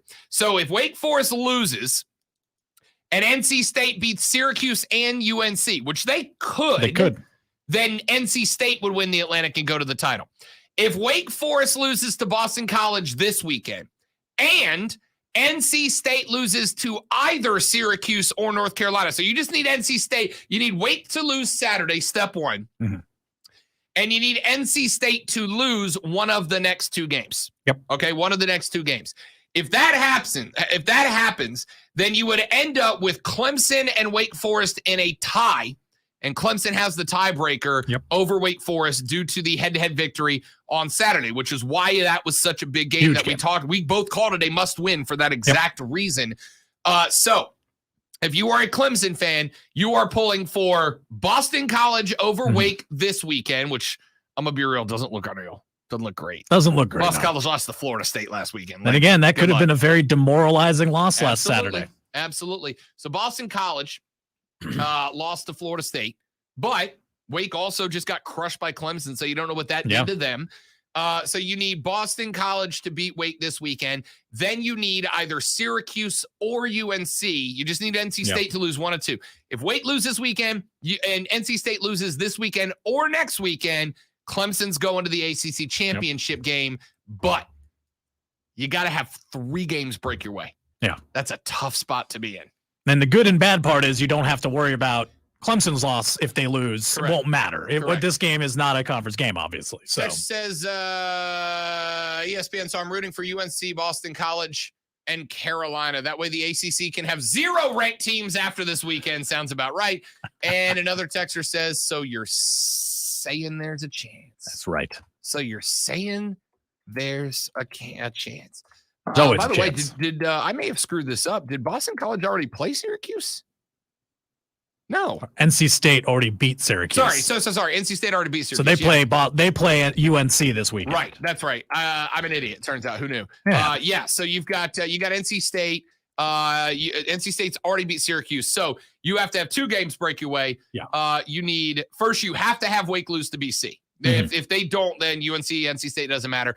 And if Wake loses to BC, then you have to have UNC beat NC State. Yeah. If either one of those does not go your way, you're out. So Clemson fans are cheering for Boston College and UNC. Correct. That's what you need. That's what you need. We did it! Back to this on the Rob Brown Show. It's ESPN Upstate. This hour's been awful. I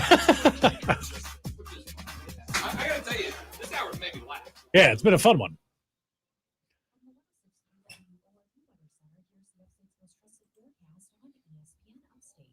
Yes, Eric Sharkfin was the man that night, and you handled that loss very well.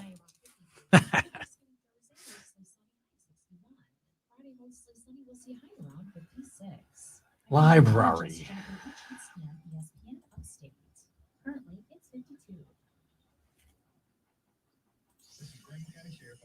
No upstate child should have Christmas without presents under the tree. Donate a toy during the Leo Santa Toy Drive. Stop by the Bond Secure Wellness Arena in downtown Greenville, December the 8th and 9th. Or Greenville County Law Enforcement will be on hand accepting toys and donations. Plus, see special team demonstrations by tactical teams and our K-9 patrol unit. Help an underprivileged child this Christmas. For more information, go to leosanta.com. Leo Santa, presented by Rob Inario, attorney at law 864. Call Rob. With special thanks to Greenville Heritage Federal Credit Might have already played that one. and Harley Davidson of Greenville. Thanks from ESPN Upstate. Spectrum Mobile has reinvented wireless again. Get unlimited on 2+ lines for $29.99 a month per line. No contracts, no added taxes or fees. Includes nationwide 5G. Save up to 60% with Spectrum Mobile. Get unlimited on 2+ lines. Too many mouses. Mice, meese.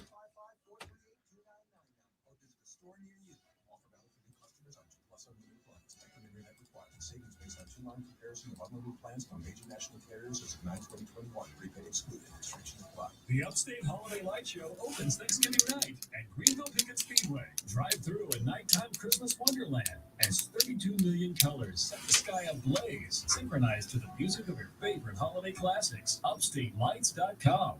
Do you need a new roof or think you do? I'd like to talk to you. My name is Paul Campbell, and I've been fixing and replacing roofs in the Upstate for over 15 years. If you have questions about the condition of your roof or possible storm damage, call me and I will personally come out and check your roof and give you an honest assessment and a fair price. Call me today at 864-346-3121.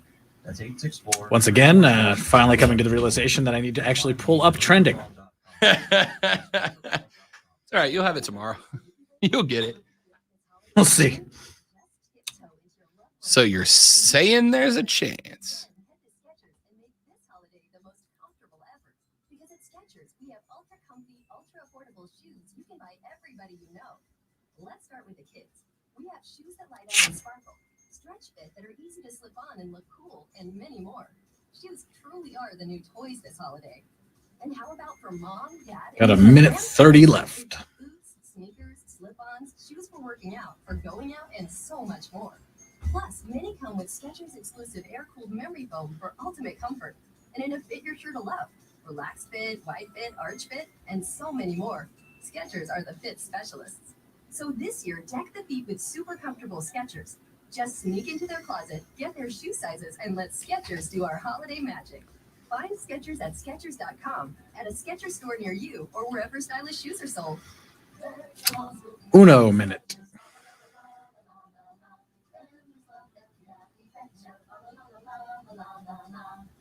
If you're looking for the perfect holiday gift for the whole family, look no further than Skechers, because Skechers is the comfort technology company and has all the fits and features to keep your family comfy and cozy. We've got fits for all feet: arch fit, relaxed fit, wide fit, stretch fit, and more, because nothing's more comfortable than the perfect fit. And we've got comfort features across our whole line of footwear, like max cushioning, hyper boost, and air-cooled memory foam. Plus, who better than the comfort